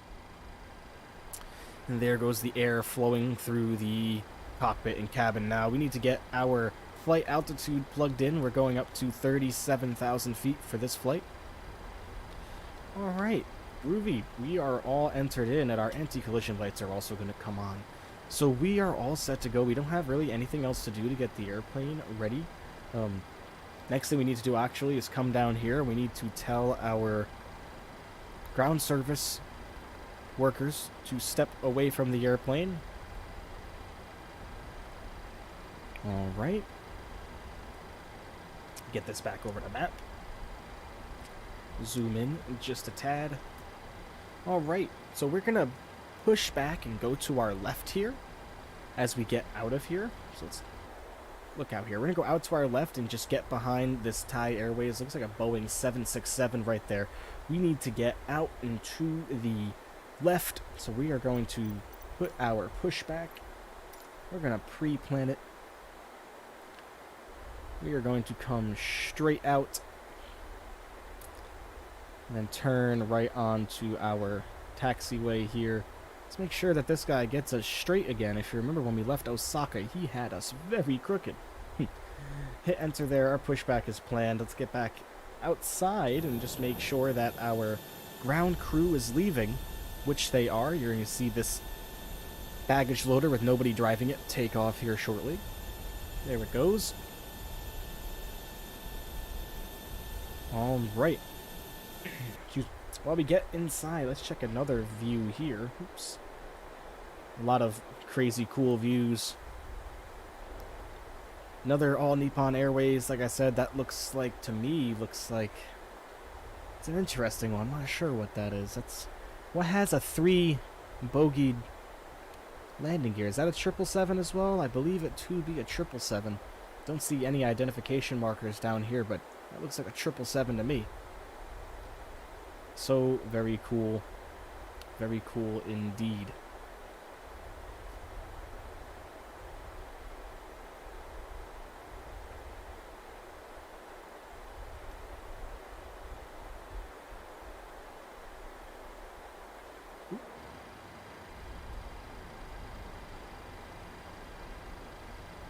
All right. Making sure they're going to get away, which they are, which is perfect. So we're going to come over here. We're going to go to ground services, and we're going to request that the ground power unit be released. And what that's going to do is that's going to release our jetway as well. And then we are going to ask the pushback tug to connect to the airplane. Cockpit to ground. All right, there he goes. He's going to get connected to us right there, so we can push back from the airplane. From the gate, rather. While we're waiting for him to connect, we're going to come down here and remove our wheel chocks. Get this out of here. We're going to come up here. We are going to turn on the rest of our fuel pumps. Center fuel pumps stay off as always. Our probe heats are both going to come into the on position. And our packs are both going to come off because we need that air to start the airplane. So we are good to go, everybody. We just got to wait for him to give us clearance for pushback and start. All doors and hatches closed and all ground equipment is removed. The parking brakes are set. You may lift. Parking brake set. Lifting the aircraft. Parking brake set, lifting the airplane. There it goes. We are cleared for start and push. Okay, cleared for push start. Please release parking brake. Freeze. Release parking brake. There it Parking goes. brakes are released. Alright, we're going to start engine 2 first. We're going to come up here to our engine start switches. This is going to be moved over to the ground position. Over it goes. Come down here to our engine monitoring instruments. Take a look at N2 right up here. It's starting to rotate. Once that hits 25%, we will initiate fuel flow and we will get the engine started.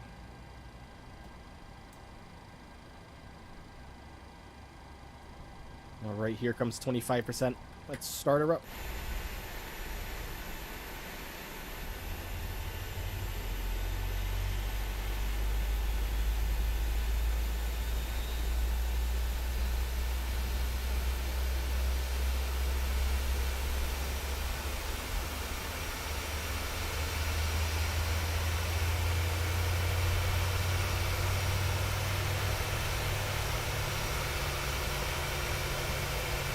Sounds like we got a good engine start to me. Let's move over here towards the right and listen to engine number 2 start up. Let's jump back in the cockpit here.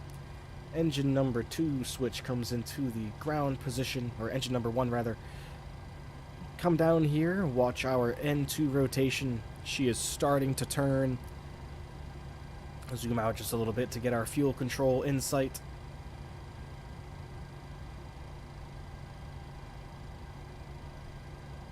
Alright, about to introduce fuel here. Let's get outside.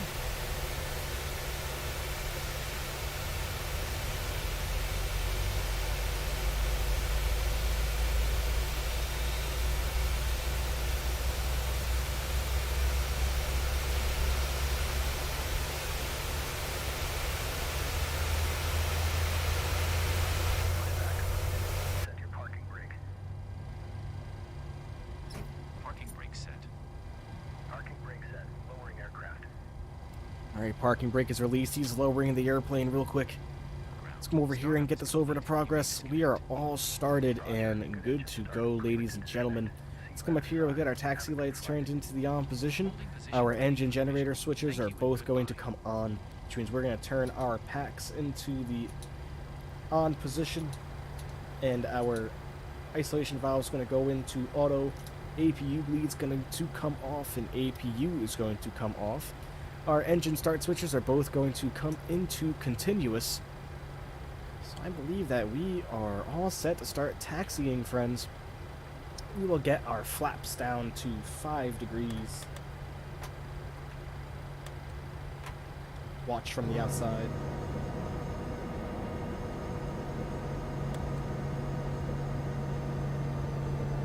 Who do I have with me watching here? I have 3 people watching. Who's in the chat? Everybody, let me know.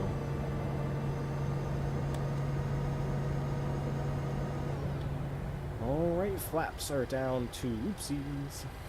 Flaps are down to 5 degrees. We are good to go to start taxiing. Just before we do so, we are going to check our map here and just make sure that we are going to be getting to the right place. 6 left is going to be off to our right.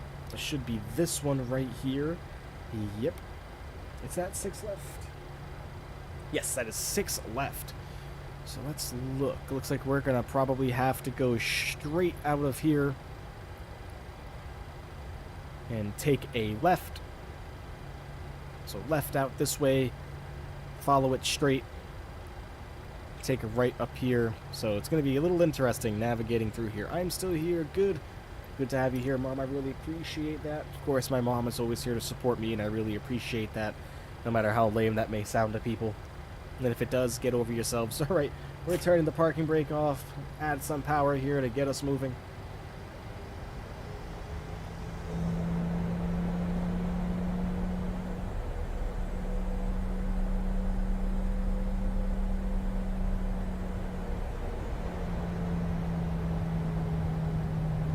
Alright, we are rolling, everybody.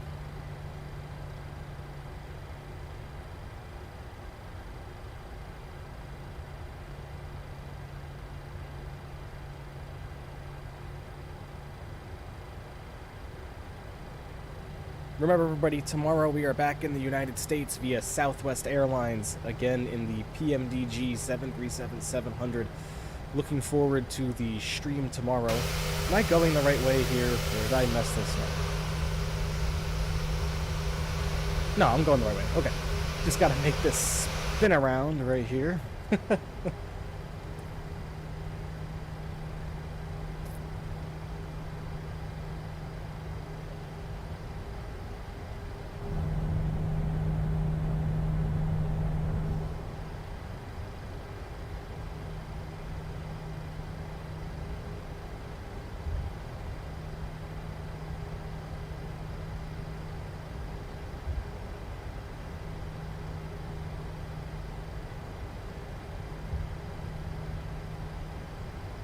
Always interesting trying to navigate your way out of here.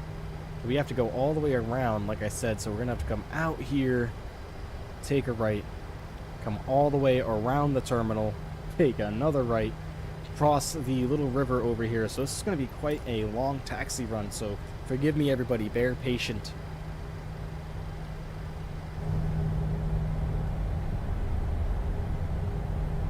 There's our pushback gate that we're going by right there. You can see the tug has reparked itself.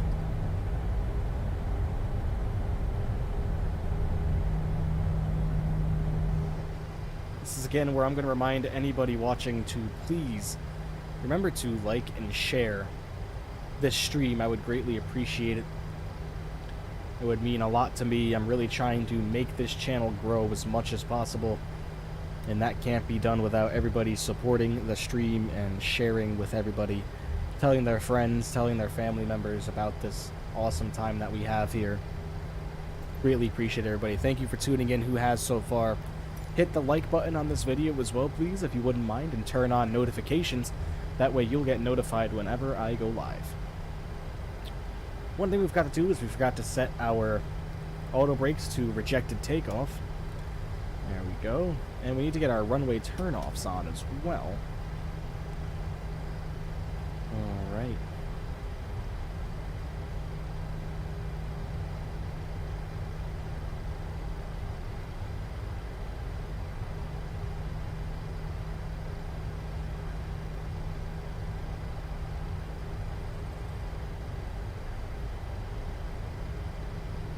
Hey, slow down there, truck. Whoa! Oh, alright. Just gonna keep going, I guess. No big deal. The AI in this game, or this simulator, as I've mentioned, is not very intelligent. As you can see right there. I liked and shared. Thank you very much. It's greatly appreciated. Any support really means the world to me. So thank you again. Making this right-hand turn right here. We're going to follow this all the way down, friends. More all Nippon Airways airplanes right there. Get another view going here. Looks like it's raining out there. Uh-oh. Hopefully we aren't going to have any rain issues. Let's see if our weather for Osaka has updated. See what we're looking at here. Broken clouds, 79 degrees, 6¼ mile visibility, which is still the same. 5-knot winds coming in from a heading of 050. Seem to be doing okay. No rain in the forecast, but sure looks like it was raining out there to me.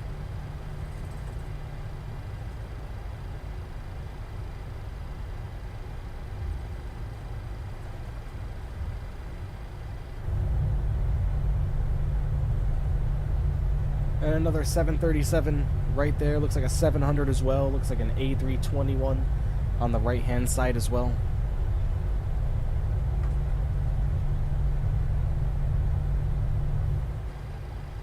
Oh. What else do we have over here? Looks like, what was that? WestJet or Jetstar. Looks like an A3. Looks like an A320 Neo. So we got a couple of more Airbuses out here, a couple of 7.3s. These are all 737s right here. Got a 747 cargo out there, and a couple of, looks like an A300, or an A310, and maybe an MD-11 with UPS out there. Very, very cool.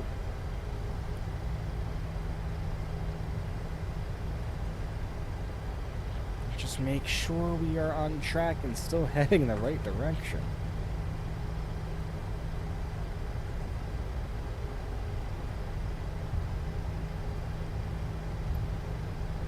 Just gonna keep the VFR map up for now. I hope you all don't mind. I don't use charts or anything like that when I fly.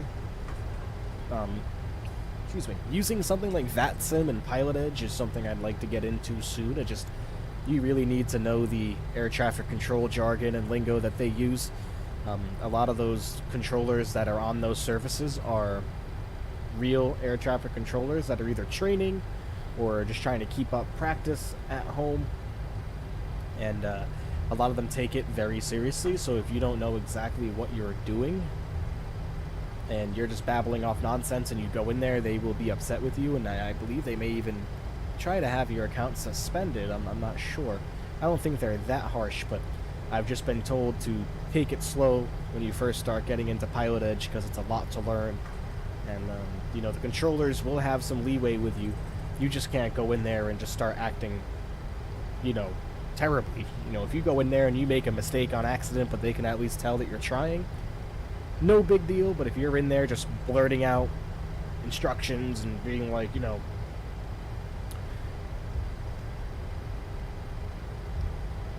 we're not trying to upset anybody. So one day, making a right-hand turn, we will stay straight up here.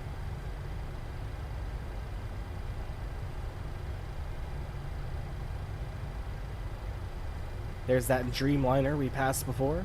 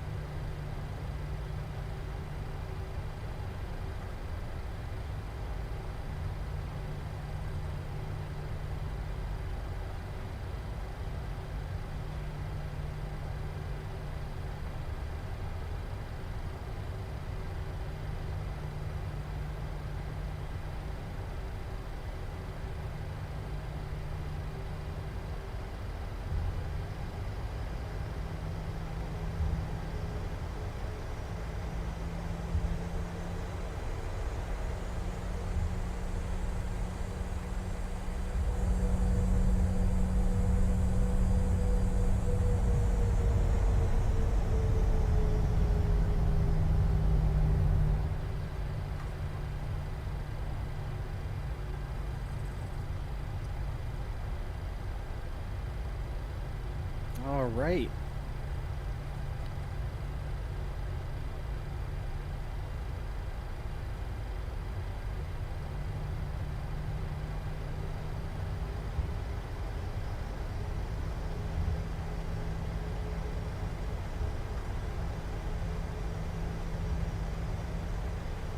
Told you guys it was going to be a long taxi run.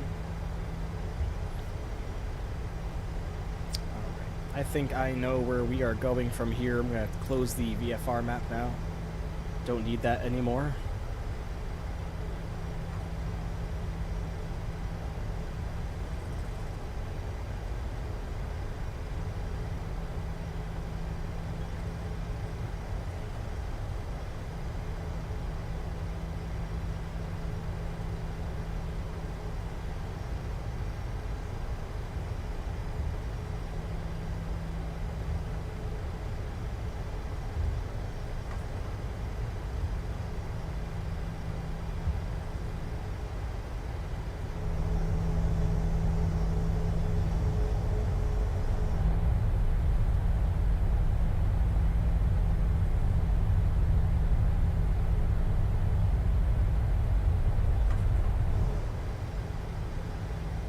Going to Tokyo. I said I've never flown into Tokyo Narita before, so this is going to be a very big treat for me.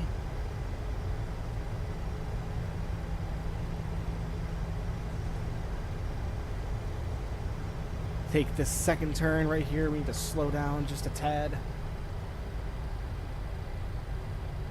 And here's our departure runway on our right-hand side now. Oh, keep going. Ah, man. You see, this is where using charts comes into play. So you know what the airplane looks like. So this is our last turn. We're just going to turn at the end of the runway and we'll be ready to go.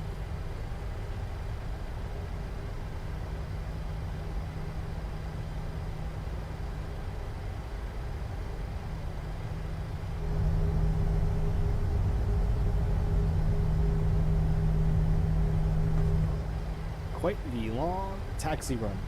Have you guys finished Stranger Things yet?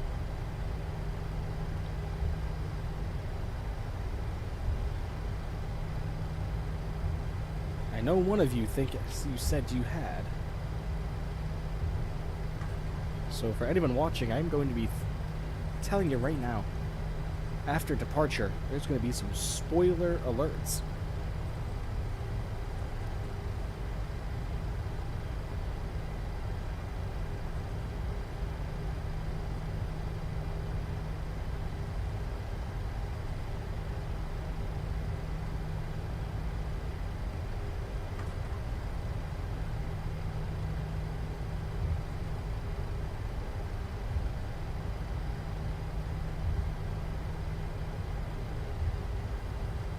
Almost there, folks. It's a random looking house just sitting there, huh? Wonder what that's about.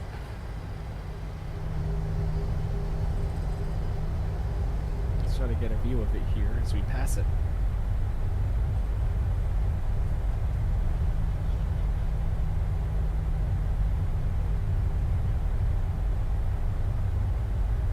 Interesting. Random building. It's probably there in real life, honestly. Not sure if it's... It kind of looks like it's got some Japanese styling to it, though, so that's cool. It's modeled correctly. Oh!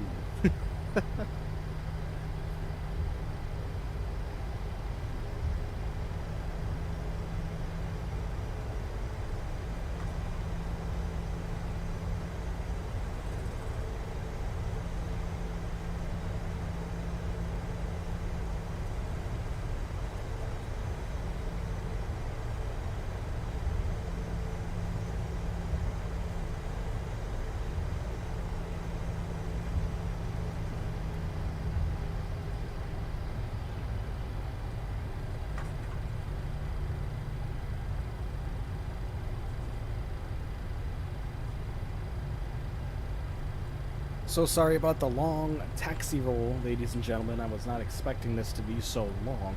But we are approaching our runway here, so we're going to come up top. We are going to turn the landing lights on.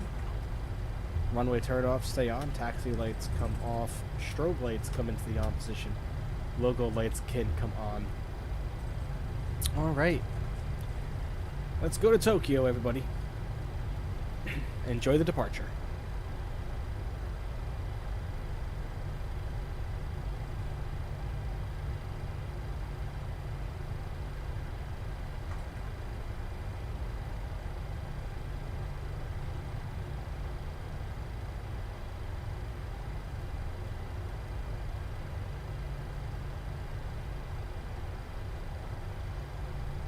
Throttle's coming up to 40%.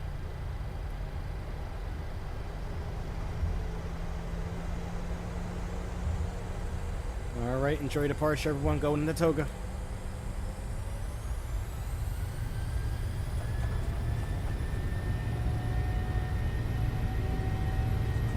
Airspeed alive.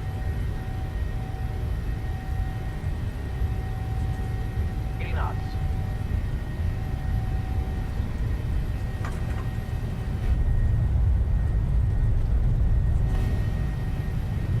V1. Rotate. Rotate.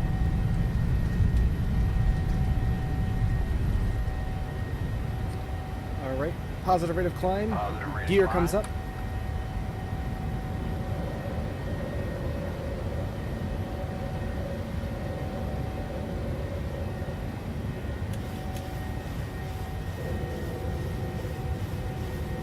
Already starting a turn.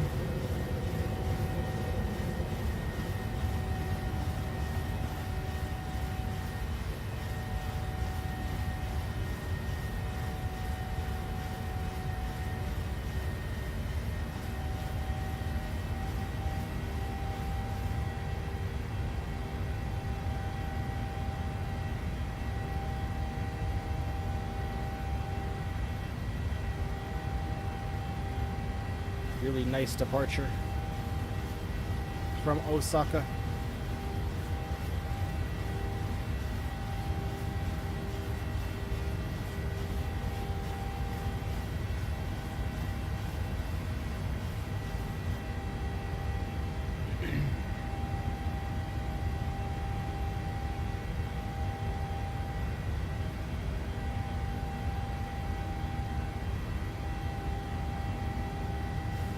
Flaps come up to 1.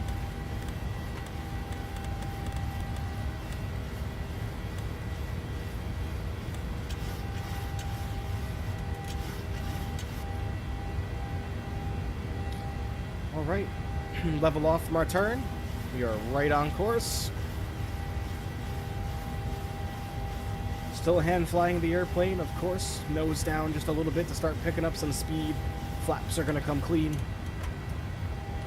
Rejected takeoff, comes into the off position. I think we're ready to go. We're ready to go into autopilot, everybody.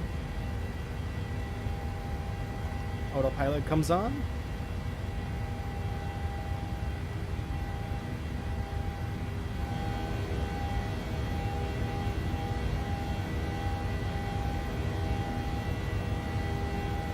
There's Osaka, we just departed from. So interesting that it's an island, huh? Very cool. Nice. Thank you. Appreciate that, as always.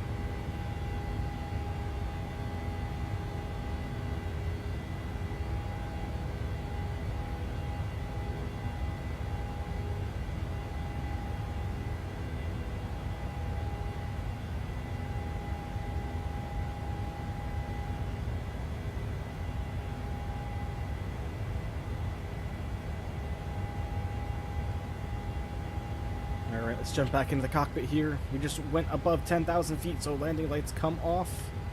Runway turn-offs come off as well. Alright, very good, everybody, very good. We are accelerating nicely. Looks like total time of arrival. Looks like we are about 451 nautical miles away from Tokyo Narita. And as of right now, we're looking at about a 1 hour and 7 minute flight time. So that's going to put us in Tokyo at about 8:49, 8:50 p.m. Eastern Standard here. And probably about, what time is it local right now where we are? You can see that up here. Looks like it's 8:42 in the morning local in Japan. So we'll be making it just at about 9:49 a.m. to Tokyo.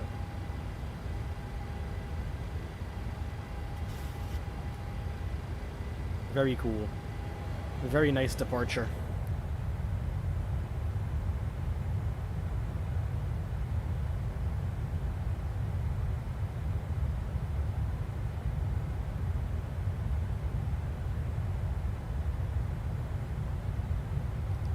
We will be primarily flying over the ocean for this flight, everybody. Not too much land.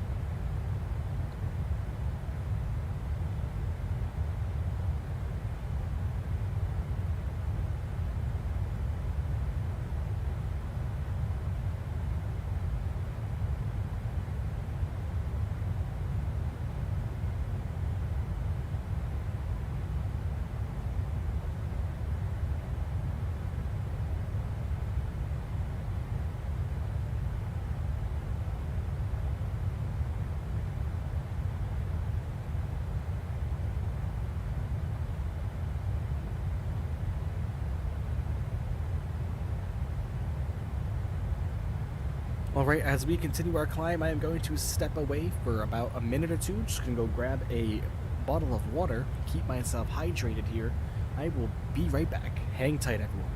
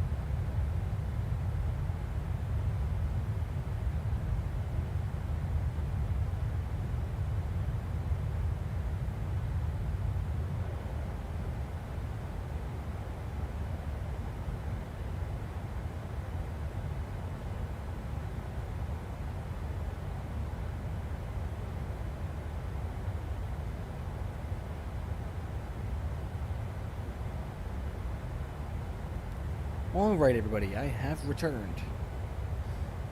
Get some music started here.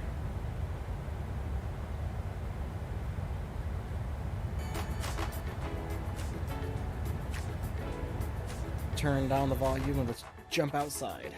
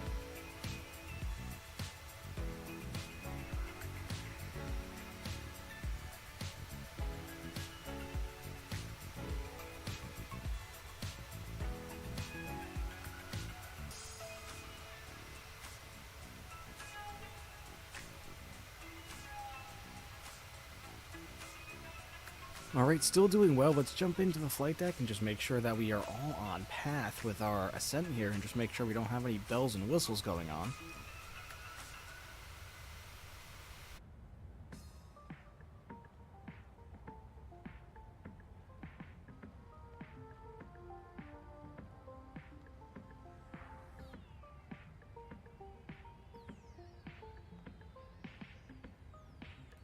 Alright, it looks like we will be at the top of our climb in 89 nautical miles. Still 396 nautical miles away from Tokyo, Narita. Looks like we're going to be landing at just past, just before 1 o'clock Zulu time. So again, that's looking like another hour and 1 minute. So 61 minutes to go until we reach Tokyo, everybody. And that's... Fortunately, we kind of escaped that headwind a little bit, so we're going to be pushed along quite a little bit here, so we hopefully should be arriving in Tokyo in no time at all. At least that's my hope, but you never quite can tell with these things. We got a rainbow, it looks like, going on right here. Look at that. So very cool. It's going to disappear now.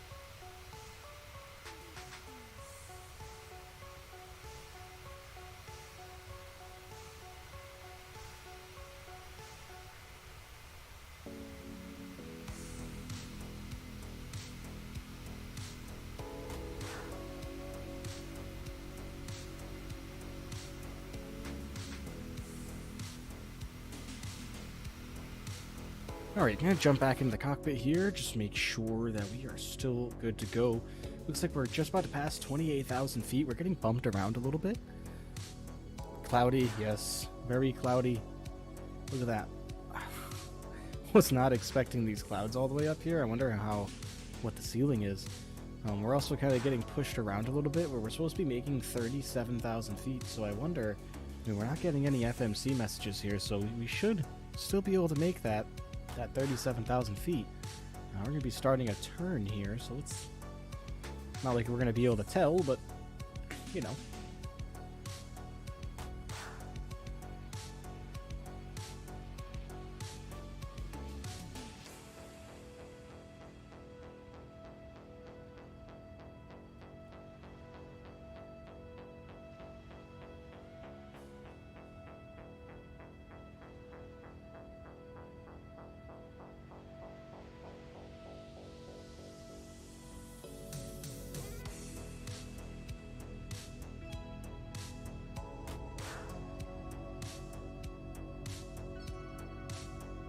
Looks like we're going to be punching through these clouds here in just a moment.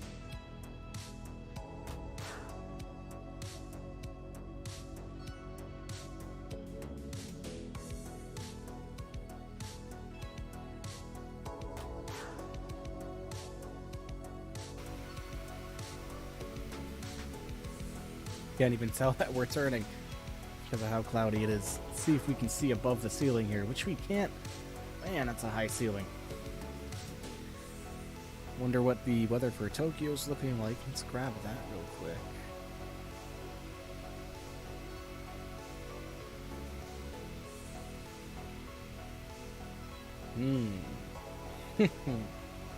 Alright.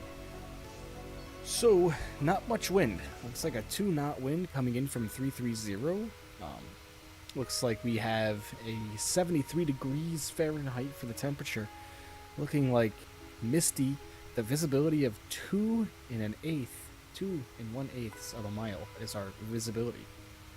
With broken clouds as low as 300 feet and 400 feet. That is not good. And few clouds at 200, so the visibility looks like it might be a little challenging on our way into Tokyo, but that's no problem because remember, we're going in on the ILS, so as long as we have our instruments guiding us here, I think we'll be alright. Looks like we're just breaking through the clouds. The top of the ceiling here, thank goodness. Was starting to think that we weren't ever going to break through the clouds. So this is going to be a very cloudy arrival, everybody, into Tokyo. Hopefully the rain is going to hold off. I don't think I can get any radar, can I? I don't think so.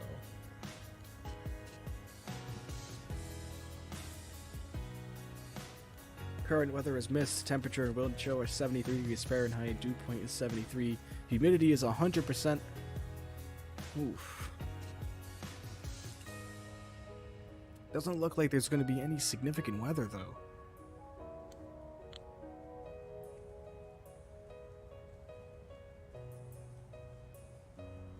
So we'll see.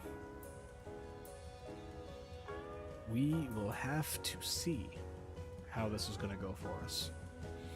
Still haven't hit our cruising altitude yet. We're only ascending at 1,000 feet per minute.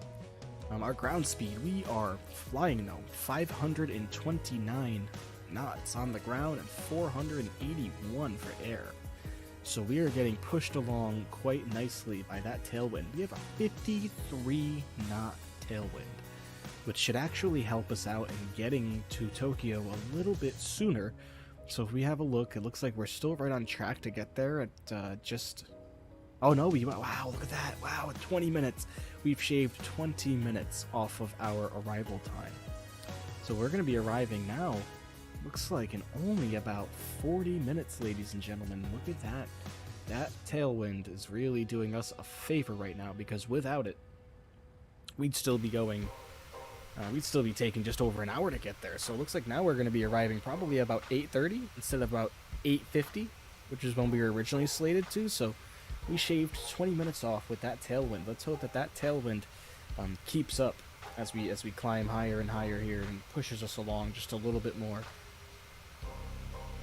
In our beautiful all Nippon Airways Boeing 737-700 from PMDG.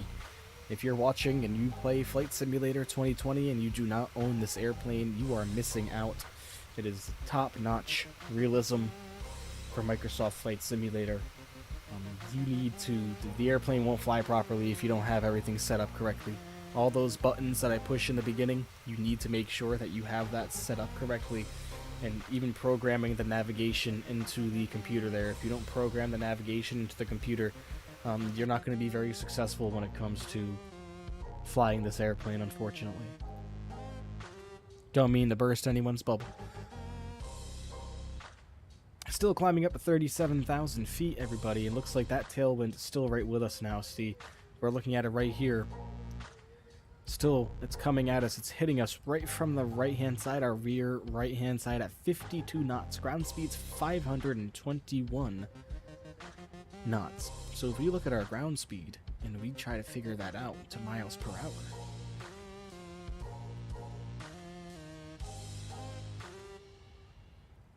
that's about 599 miles per hour. So let's call it 600 miles per hour. It's currently our cruising speed right now, which is what is really helping us out. Looks like we did add 2 minutes to our arrival time though, so now we're coming in about 30 minutes again. So still much better than the original time it took we were originally slated to head into Tokyo. I'm very, very happy with that. Looks like we just cusped 600 miles per hour for our ground speed, so the airplane is absolutely booking it, ladies and gentlemen. Get a nice look at our contrails there. Very cool. Get a nice rear view.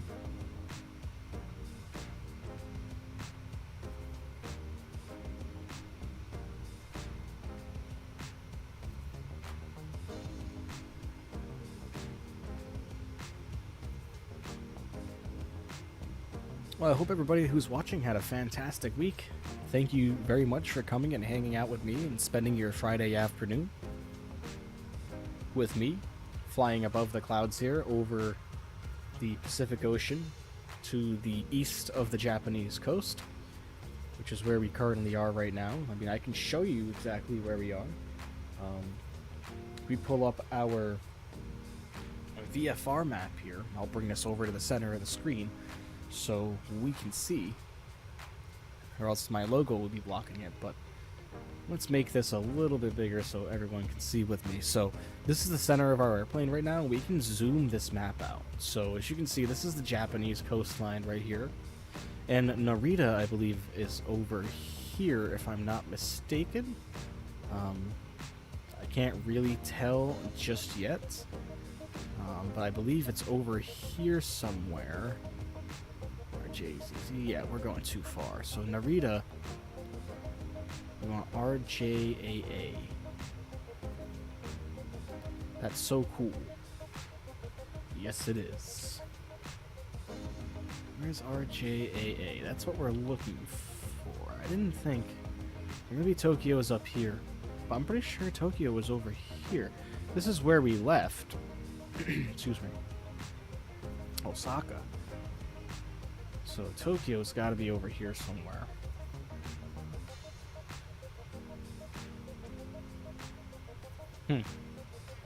I don't know my Japanese geography that well, but this is Japan right here.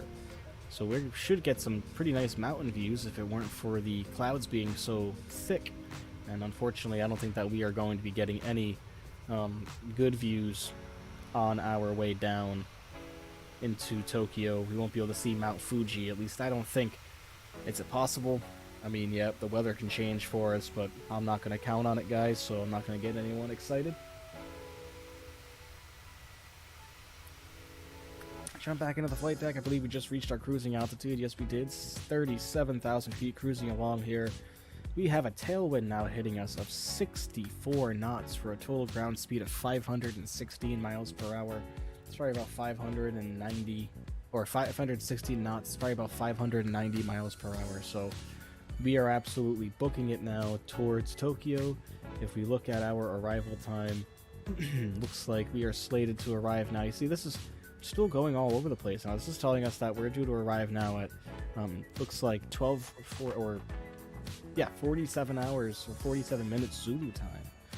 So that's interesting. That's another 46 minutes from now. So the navigation computer doesn't quite know exactly how long it's going to take us to get to Tokyo, but we're descending at 131 miles. This is going to be one of the longer flights on the day. The flights tomorrow will also be a bit longer. It looks like we're probably looking at flight times tomorrow about an hour and 5 minutes apiece. Flights tomorrow, believe it or not. We're going from Minneapolis, Minnesota to Kansas City, Missouri. From Kansas City, we are going to Nashville, Tennessee.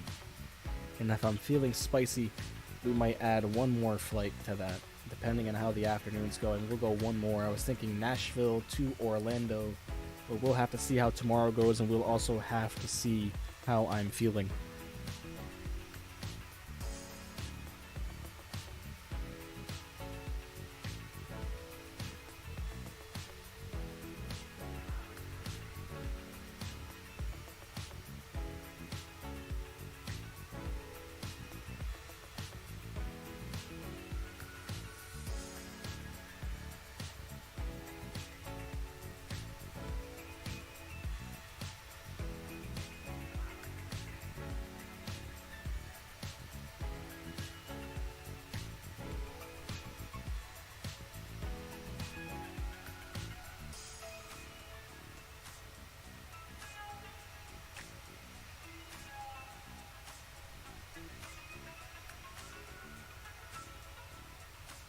back into the flight deck here. Make sure, still getting that nice tailwind on us though. 60 knots pushing us, but looks like we are starting to slow down as far as our ground speed goes, which is probably the reason why we got an increased flight time. So 116 nautical miles until we land.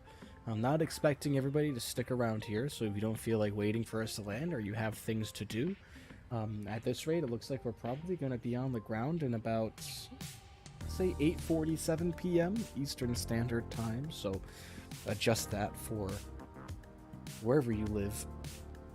And in regards to the time for... if you look to your left, you'll see Al-Qaeda. Whoa! I don't see anything. Could be riding on the wingtips there. I mean, we're in a Japanese aircraft, so I would hope not. Remember to smash down that like button, everybody, if I would greatly appreciate that. Grow this channel as much as possible. And if you haven't subscribed already, please do so. I would greatly appreciate it. I'm going to bring up our like and share section here. We are at 15 subscribers so far of our 25 subscriber goal. Would really greatly appreciate it if you haven't already to please subscribe. Greatly appreciate that for you.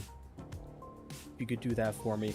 We have only about 15 days to go until we reach our to reach our goal of 25. We are only 10 away. It's less than 1 per day, so please, I would greatly appreciate it. Thank you very much.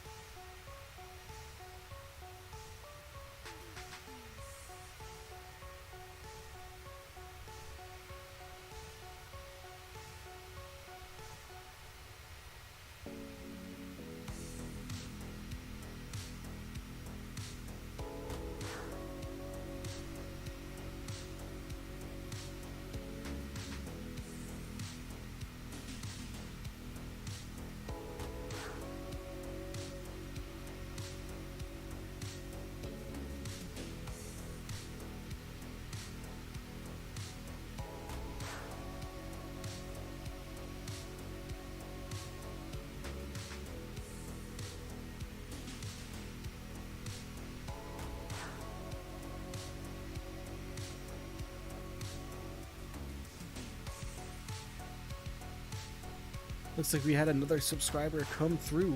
Looks like it's not popping up on our alerts just due to the fact that whoever that was probably had their alerts set to private. But thank you very much for the subscription. Really appreciate that. Going to have to update our subscriber goal to 16 as of now. So thank you very much. You know who you are. Greatly appreciate you.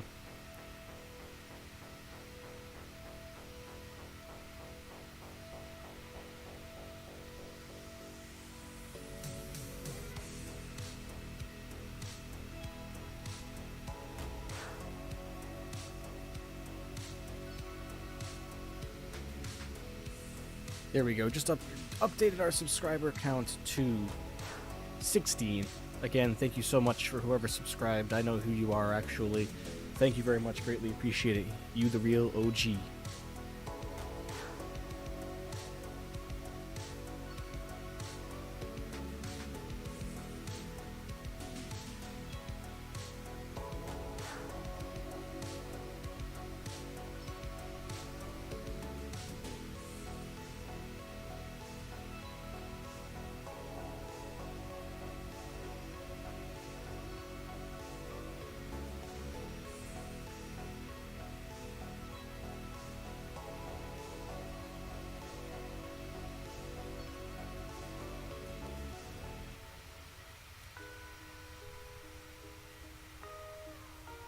That's awesome. Yes, greatly appreciate it.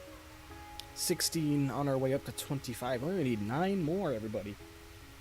9 more.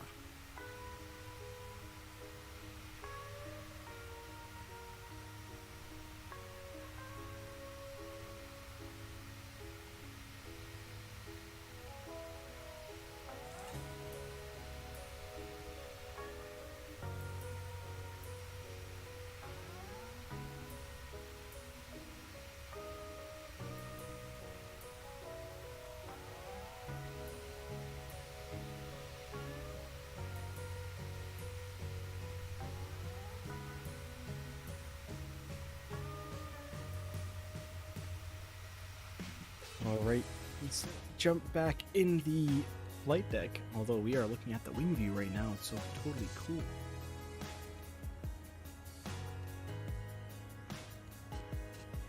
So awesome. Alright, let's take a look and see what we're tracking now. Yeah, it looks like we'll start descending at about 63 nautical miles, so coming up very shortly, ladies and gentlemen.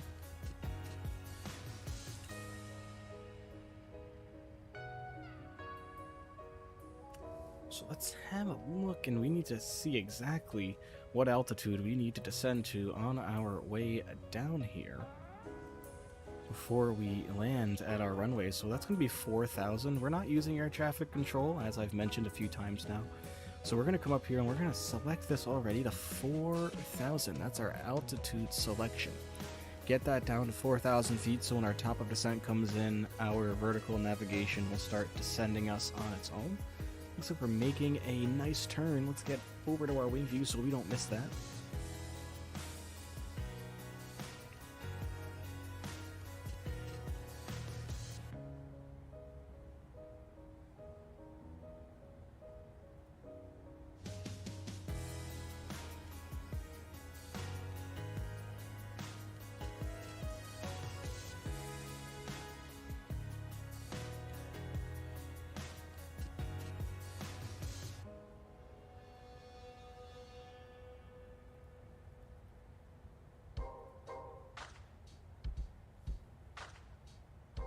Another nice turn.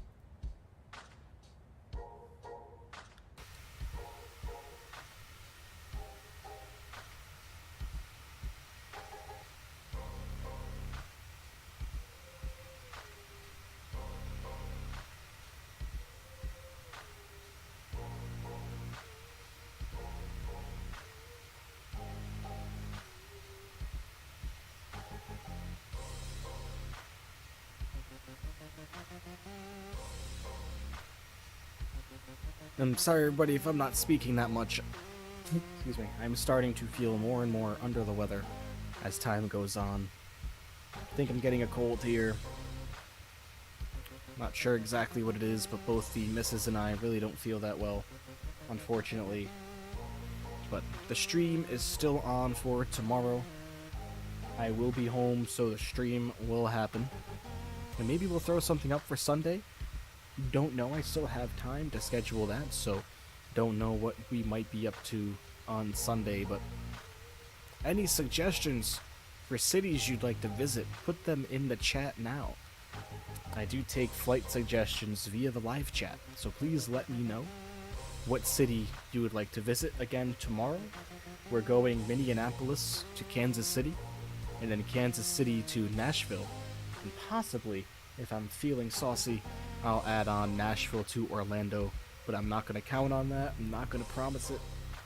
Like I said, I'm really starting to not feel well, so I don't know if I'm going to be up for a third leg tomorrow, but any cities, doesn't have to be in the United States either, it can be anywhere in the world. We haven't made our way down to South America yet, so that might be one we're going to be thinking about doing soon. If we're going to do something like that, I'd rather it kind of be a longer flight. And, you know, it's just kind of difficult when it comes to that, just because those flights do take a while.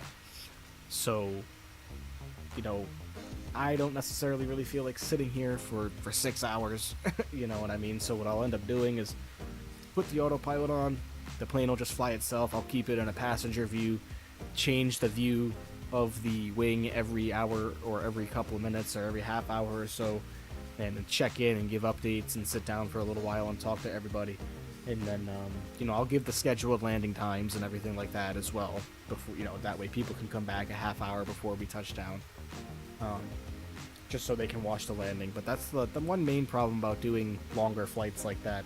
Some of the flights out there and, in real life are 13 hours long, and the simulator is real time, and, I don't really like to use the accelerator to speed up the simulation rate. I only did it that one time because there was that mistake on my part, and parts just programming the flight computer and making us fly the wrong direction for almost an hour, so in that case I did use the simulation rate and I did speed it up a little bit. Top of descent is in another 24 miles, so let's get another look back outside, shall we?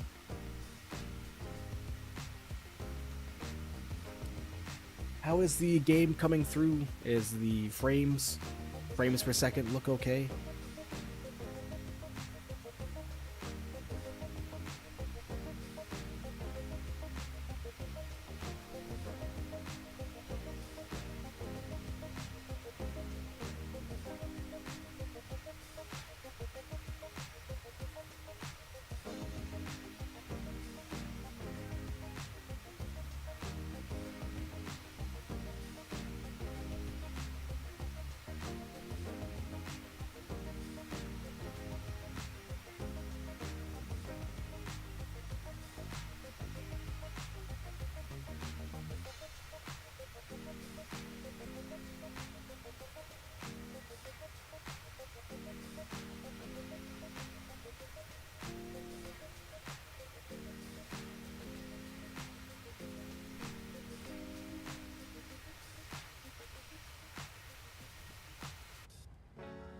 Look now, it should be landing if I had to guess.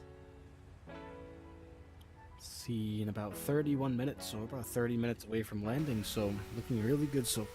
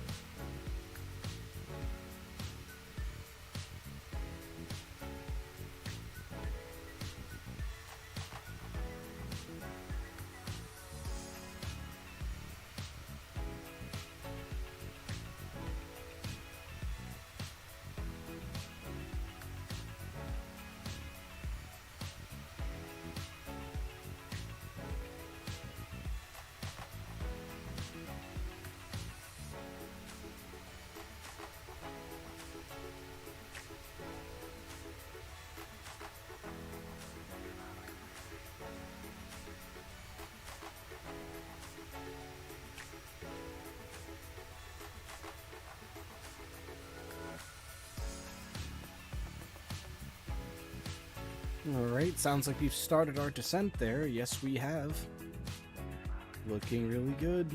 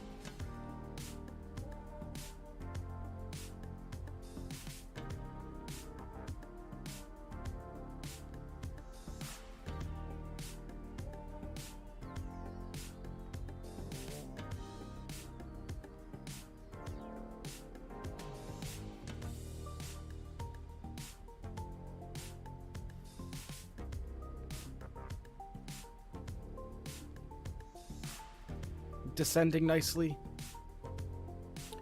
Let's take a look. Looks like we are about 130 miles away from Tokyo Narita. 26 minutes until we land, everybody. 26 minutes.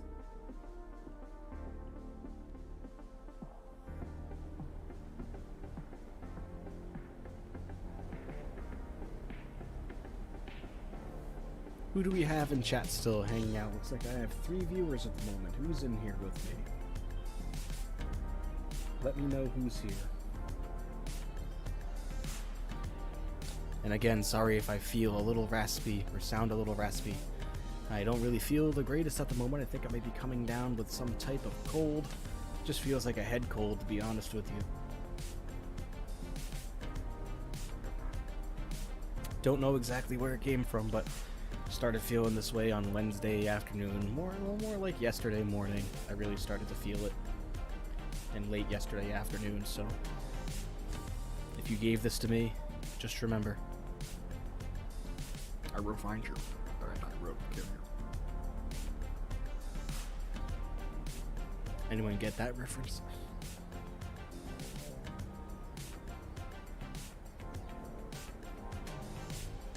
Alright, still doing nicely. Get back in the flight deck and just make sure we are descending the way we are supposed to. We are descending very quickly, which is kind of concerning, so we're going to open up the speed brake. Slow us down. I'm not sure why they have us descending so fast at the moment. Is there a restriction on our altitude anywhere? It's kind of what I might be thinking. Yeah, I think that's the problem. So I think this wants us to get down to 11,000 feet. So it's got to be what that is. So we are descending pretty quickly to make that mark. We have 12.8 miles to do so. So that's why we're descending quite sharply at 3,350 feet per minute, as you can see. And we'll be arriving at that waypoint in about 2 minutes. So we're going to go down another 6,000 feet or so. Maybe around 8,000, which will put us right at about 11,000 feet by the time we reach our mark. Stow our speed brakes. Back into the clouds we go, everybody. Now that we have started our descent, the music is going to come down and the game volume is going to go back up.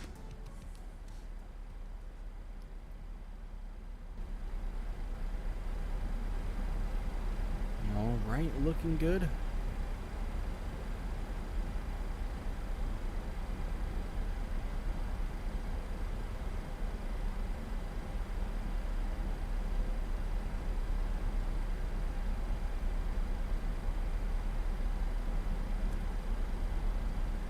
Got 4 people in here now. Who are the 4? Oh, look at that. We broke through the clouds. Look at that. Fantastic. I was worried about that. I was worried about where the ceiling was coming down towards Tokyo. But looks like the clouds have broken, so I am more than happy with that result. Believe me.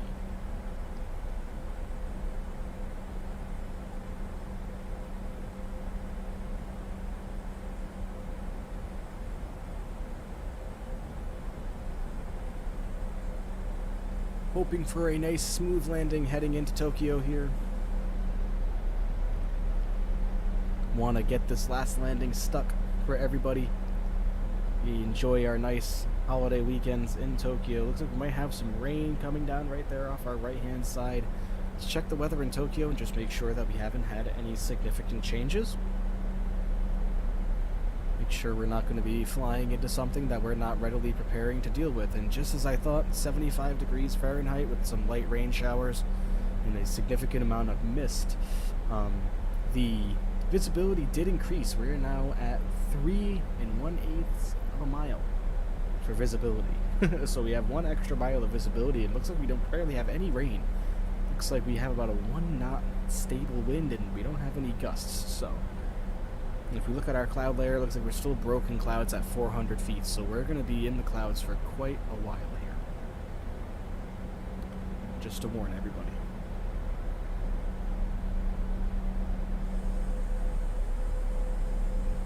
What's our altitude? Let's get back in the flight deck. We are just about to go below 10,000 feet, so put ourselves back into standard. The weather just updated there again, probably to account for the weather in Narita. So hopefully everything will go well from here. I have confidence. Very big confidence, everybody. There's the Japanese coastline coming up on our left-hand side there to our west, and look at the rain. That's all rain right in front of us, everyone, that we are flying towards. So this is going to be an interesting approach. Probably a little wet, a little slippery, so I hope that you all trust me to get us into Tokyo Narita without any injuries. It's about this time, too, where I'm pretty sure, I don't think I took the fasten seatbelt sign off for this leg. No, I did not. It's still in the on position. That's good. Oops. And we're going to keep that on, just because it's probably going to get pretty bumpy on our way into Tokyo, only because we might be popping through those clouds coming down as we pass the broken cloud level at 400 feet. So hopefully everything will go well from here. I think we're going to hold at probably 11,000 feet, which is where we are right now. Let's get back inside the cockpit and see. Actually, no, we're just starting to... Yeah, it's having us stay here at 11,000 for a while, so... Because we are about to approach Tokyo. As you can see, if we look at our progress page, we're only about 82 miles away, but we still have quite a lot of distance to cover here if we look at our flight plan. Like I said before, when we first programmed this in, I kind of said that this did look kind of weird, you know, with the way it's curving right here, but that's just how it goes. You know, probably some kind of approach to keep the airspace free while airplanes are departing as well and landing, so just to make sure we're not going to collide with each other. So we still have 79 miles and about 20 minutes until we are wheels on the ground, and it looks like we're going to be cruising at 11,000 feet here. Let's see how much longer we're going to cruise at 11,000. Looks like for probably another 25 miles or so, and then we're going to go down to 6,000, and then after that down to 4, so we'll see what's going to happen. It's really having us slow down a lot here. I don't know what the deal with that is, but it's interesting. It's because there's a speed restriction at this altitude, 220 knots. That's going to slow us down. That's probably why all of a sudden it's accounting for us to take a little while longer to get there, because we are flying very slow now. Not entirely sure the reasoning behind that, like I said, but I'll get us into Tokyo no problem regardless. Even if it does end up taking us a little while longer than I would like it to. Just let the airplane do its thing. Let the autopilot do its thing.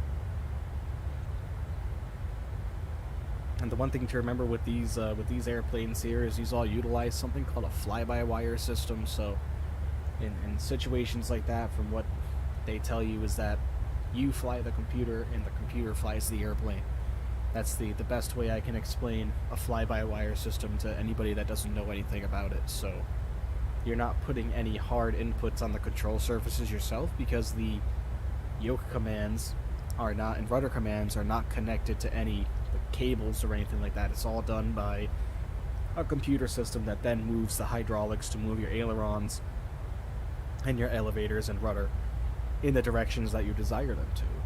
And the great thing about the fly-by-wire system as well is it really, especially not so much with the 737s and the Boeing airplanes, but with the Airbuses, it really, I mean, the fly-by-wire system really prevents you from losing the airplane. And what I mean by losing the airplane, I mean losing it on approach or losing it on takeoff, and you know, the airplane will not let you put it in a situation of where it could be in danger of crashing unless you had a mechanical failure, or unless the autopilot isn't acting right. And there was only one instance of that ever happening, and that was in the 80s, I think, when the Airbus A320 was first launched. A fly-by-wire really wasn't a common thing at the time.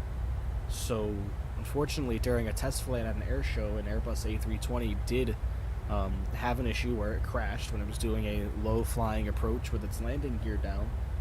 There's footage of that on the internet floating around, and unfortunately, you know, the autopilot, the safe system that keeps the airplane from doing anything dramatic, is probably what caused that airplane to crash. And there's even conspiracy theories out there that Airbus actually switched the flight data recorders from the crash site as quickly as possible, just due to the fact that it was a brand new airplane. It was only the third one ever built by Airbus, and it was unfortunately ended up having a mishap with the test pilot. It's still up to debate today whether or not the test pilot in charge of that was individually responsible for the crash and being negligent and reckless when it came to flying the airplane, or was it actually something wrong with the computer system. Unfortunately for that, we'll never know. And the pilot, the test pilot there that was responsible for that, ended up serving 10 months in prison. He survived. I believe there was only 2 deaths on that flight in general, and it was full of people.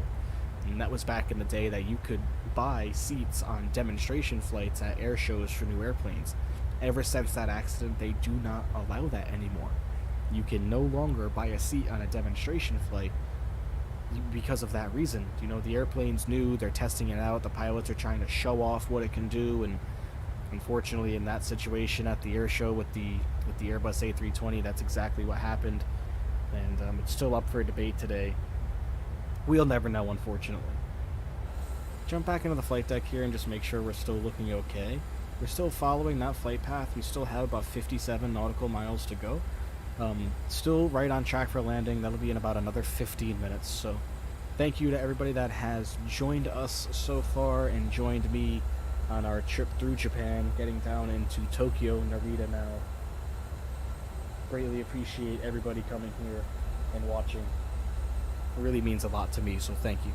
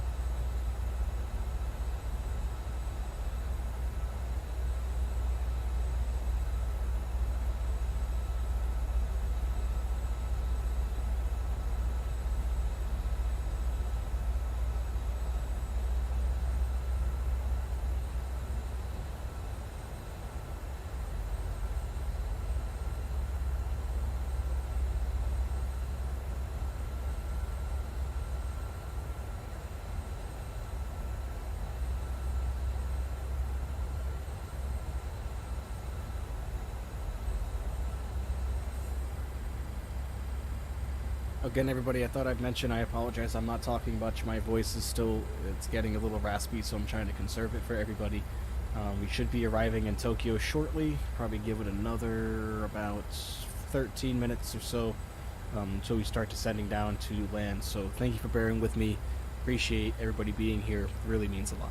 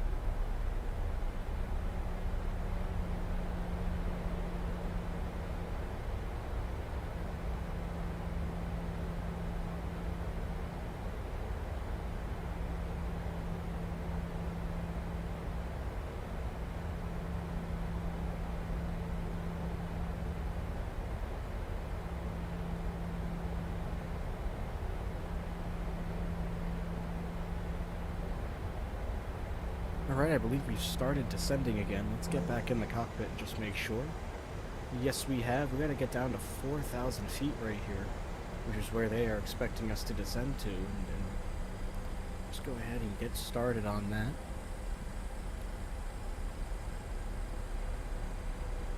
Who do I have watching in here with me so far that's joining me for the landing in Tokyo, Japan? Who is with me?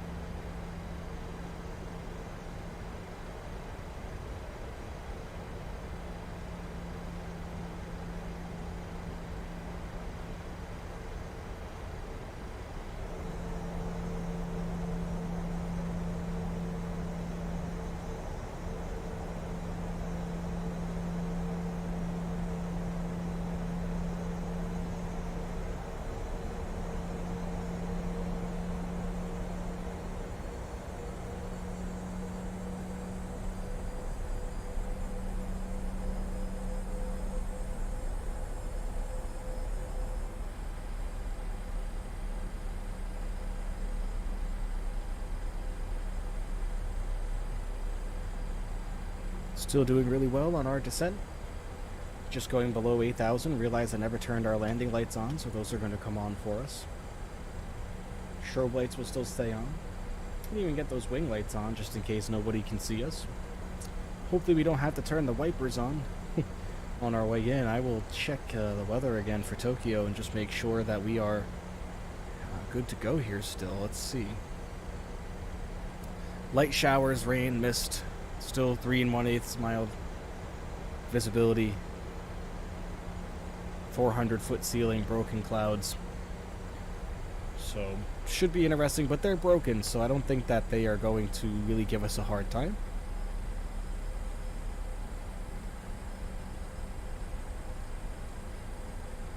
Again, still about 31 miles away from Tokyo Narita. We should be wheels down in about 9 minutes. That being said, I'm going to come over here. We're going to turn on approach mode with the autopilot already just to get us ready to start descending.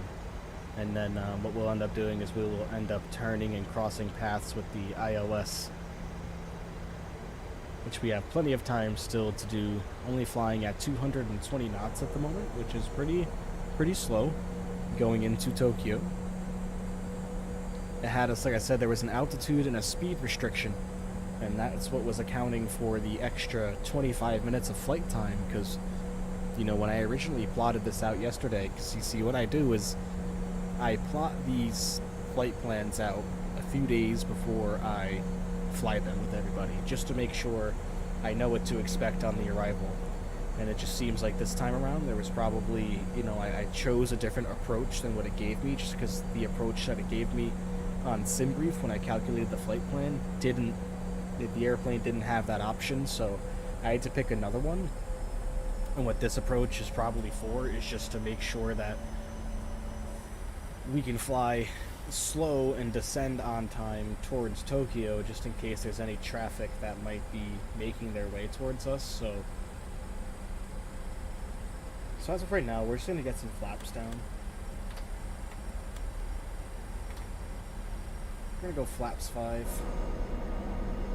as we descend our way towards Tokyo.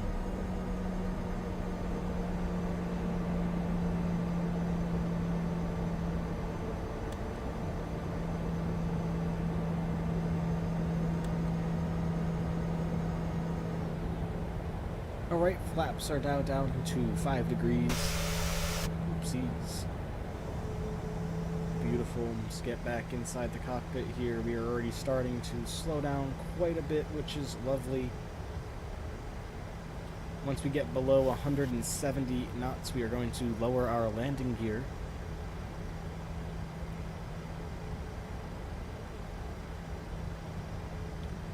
Turning right now onto the approach, will be lining up with the runway as we continue to descend. To my 3 viewers watching at the moment, thank you so much. Enjoy the arrival into Tokyo. Like I said, sorry I wasn't really too talkative today. My throat just really doesn't feel that great. It's starting to get really raspy, you know, and hopefully I'm not going to be too sick. You know, hopefully it's just a passing quick little head cold or a summer cold. Not sure where it really would have come from. Like I said, I haven't really been hanging out with I have been hanging out with a lot of people lately, so it's probably, you know, where I ended up catching something. Things just going around, and I haven't really gotten out much lately, so of course the one time I do, I have to catch something. Now. Alright. Still doing nicely.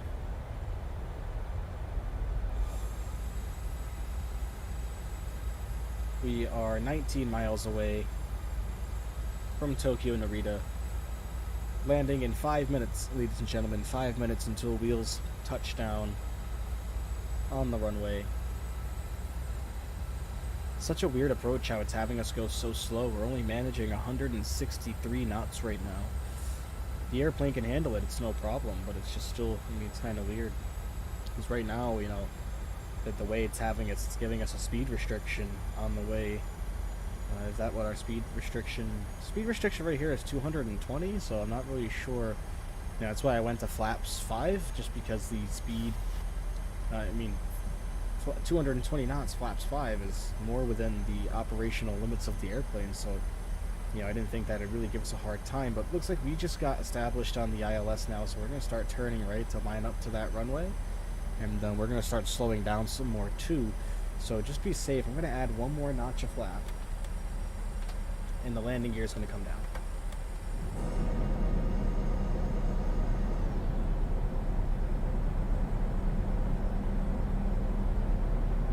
Enjoy the landing into Tokyo, everybody. Hope you feel better soon. Thank you. I really hope so too. It's not that bad, but I'm just a baby when it comes to being sick. Anybody that knows me knows I hate being sick. I can't stand anything. Like, you know, me and sick just don't really mesh well together. I'm not a ginormous fan of being sick, so, you know, I'll probably be dying on the couch tomorrow at some point. Let's get a look of the Japanese coastline as we head into Tokyo, everybody.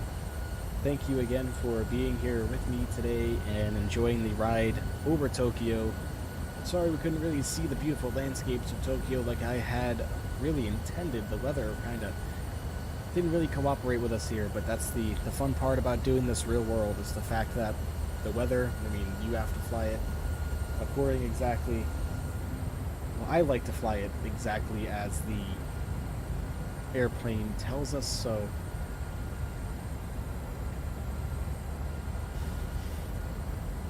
alright, lower our speed just a little bit more. One more notch of flap is going to come down.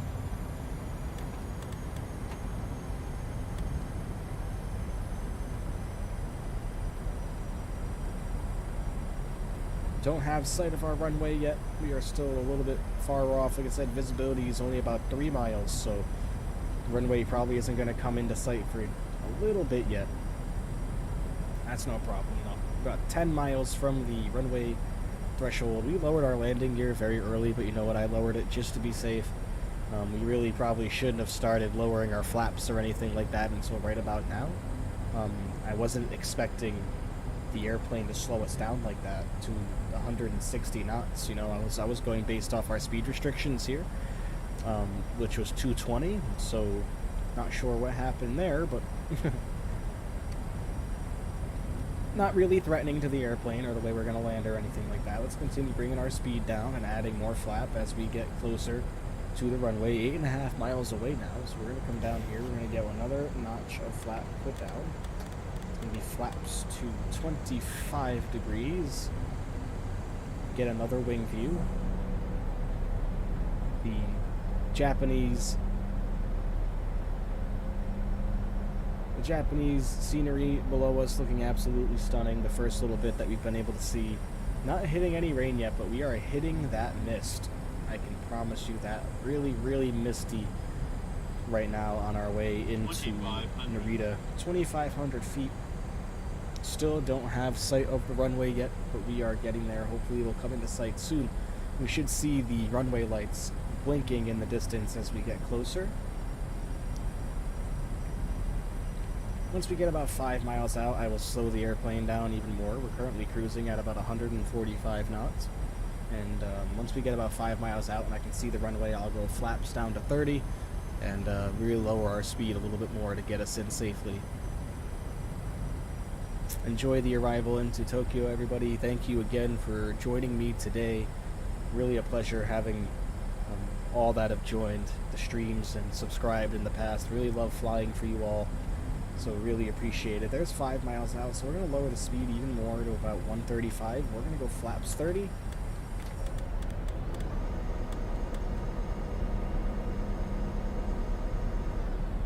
There we go. There goes flaps 30. Let's get back inside.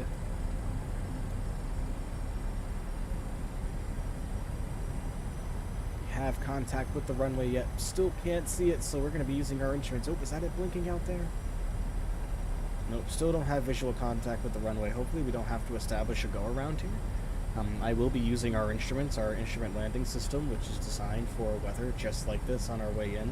We're really going to start slowing down the airplane now, keep us at about 126 knots for touchdown. And at 1,000 feet, it's going to be my control, everybody, even though we still don't have visual contact with the runway. There goes 1,000. Autopilot is coming off, so let's get this baby down, everybody. There's the runway right in front of us. Visual contact. Excellent. Let's keep us nice and straight. Let's use our instrument system here and get us down in one piece. Nice and safe. Add some trim. Did drift a little bit to our right, but we'll just add a little bit right aileron there. Keep ourselves directly on line with the runway. We are descending a little bit quickly. We are a little low, but that's no problem. We'll just add some trim. Help us out with that. Still a little low. Come on, trim wheels, help me out here. 300. Still low. My goodness. Come on now.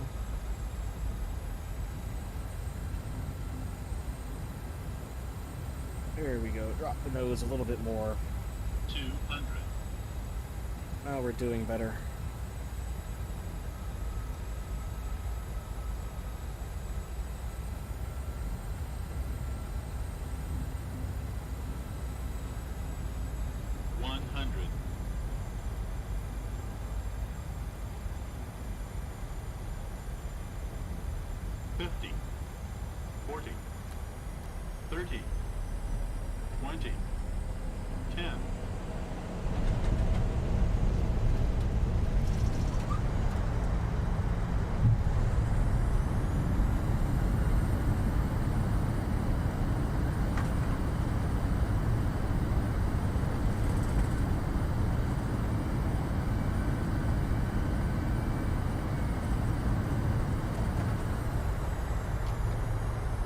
Missed the high-speed turn off there. That's no problem. We will continue down the runway. Welcome to Tokyo, Narita, everybody.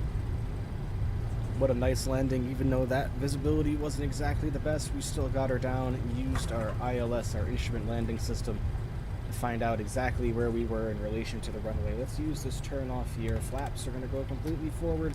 Spoilers are going to come up.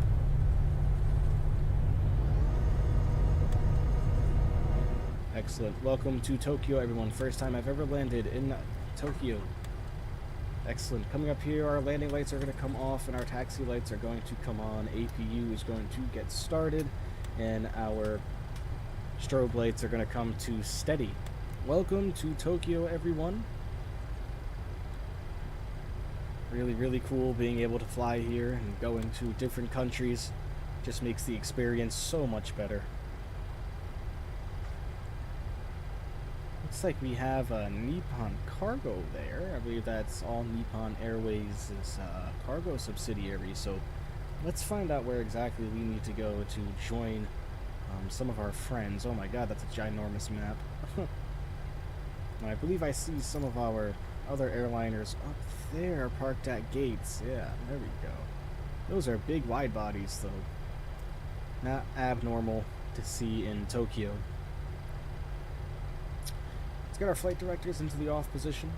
Don't need those anymore.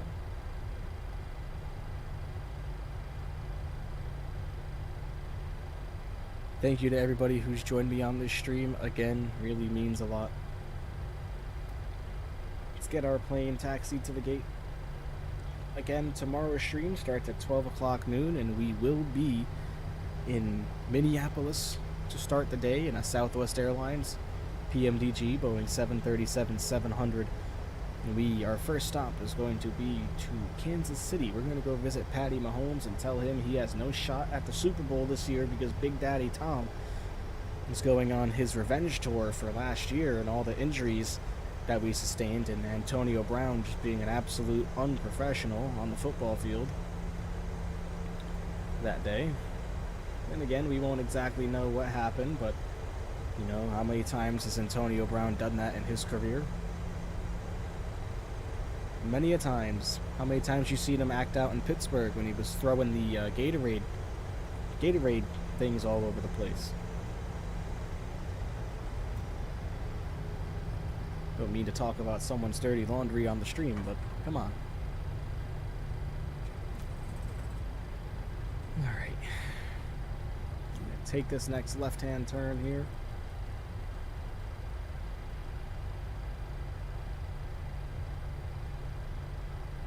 We're just gonna come choose one of these gates.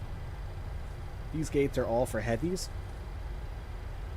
So, not really realistic to where we'd be going in actual life here at Tokyo Narita, but I just want to get this airplane parked so I can end the stream and get rested. Maybe get some food in me. That's a nice looking Etihad there.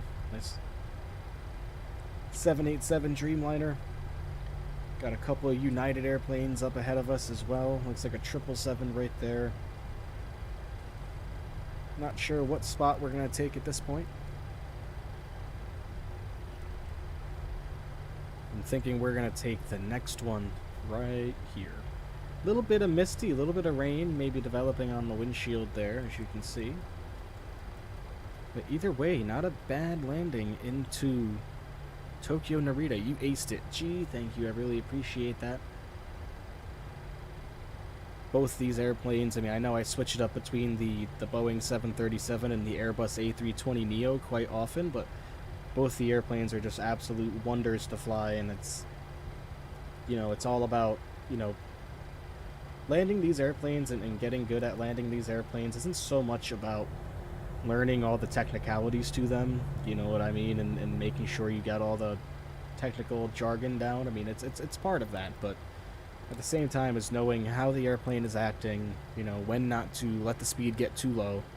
You know, if you let the speed get too low, then you're going to stall and the airplane's not going to fly right. You know, that's really, when it comes to learning, we're a little bit crooked on the parking job here, but it doesn't need to be perfect. Let's get right forward. Alright, stop us there. Come down here, put our parking brake to on. We're going to come up here and turn our APU generators on. There they both go. And now our engines are going to come off.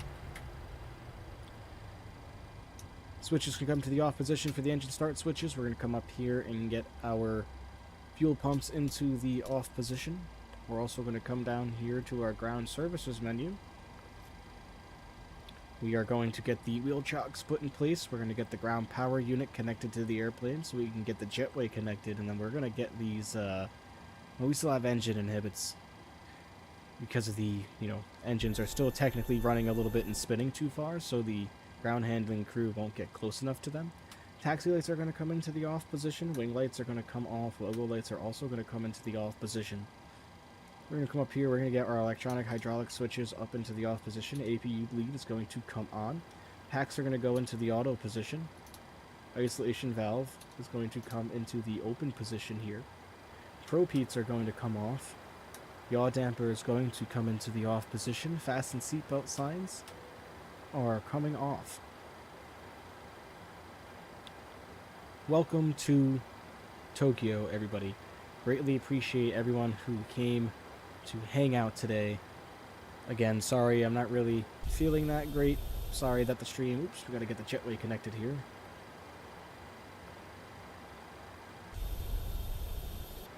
No, jetway is not gonna... Oh, you know why? Let's turn our ground power on first. There we go. APU can come off now. Now we can get our jetway connected to the airplane. For whatever reason, the ground power... Why is our jetway not coming to the airplane? What is happening here? No jetway. Am I not close enough? I think that might be the problem. I think I'm not parked in the correct parking spot to get the jetway connected, but it's no problem. We'll just get the stairs connected. No big deal, right? We don't need that. But I don't think... Oh my god. I don't think that we can use these stairs in the pushback tool, so we're going to have to come over here and get the air stairs from our ground services menu. Entry jetway inhibited. No, we're going to turn off the jetway, and we're going to get the stairs up to the airplane. Here they come. Again, thank you everybody that have come and joined me on our Tokyo flights today. Tomorrow, as mentioned, we will be in a Southwest Airlines Boeing 737-700 by PMDG, which is this exact same airplane you're looking at here. I'm also going to bring this up one more time and please remind everybody and ask everybody to please like and share the stream. I would greatly appreciate it. It would be excellent if you could do that for me. It would mean the world to me. We have 16 subscribers right now. We're looking for 25 by August 1st. We're almost there, everyone. We only have 9 more to go. 9 more subscribers is what we need to hit, and we have 15 or 16 more days to do that.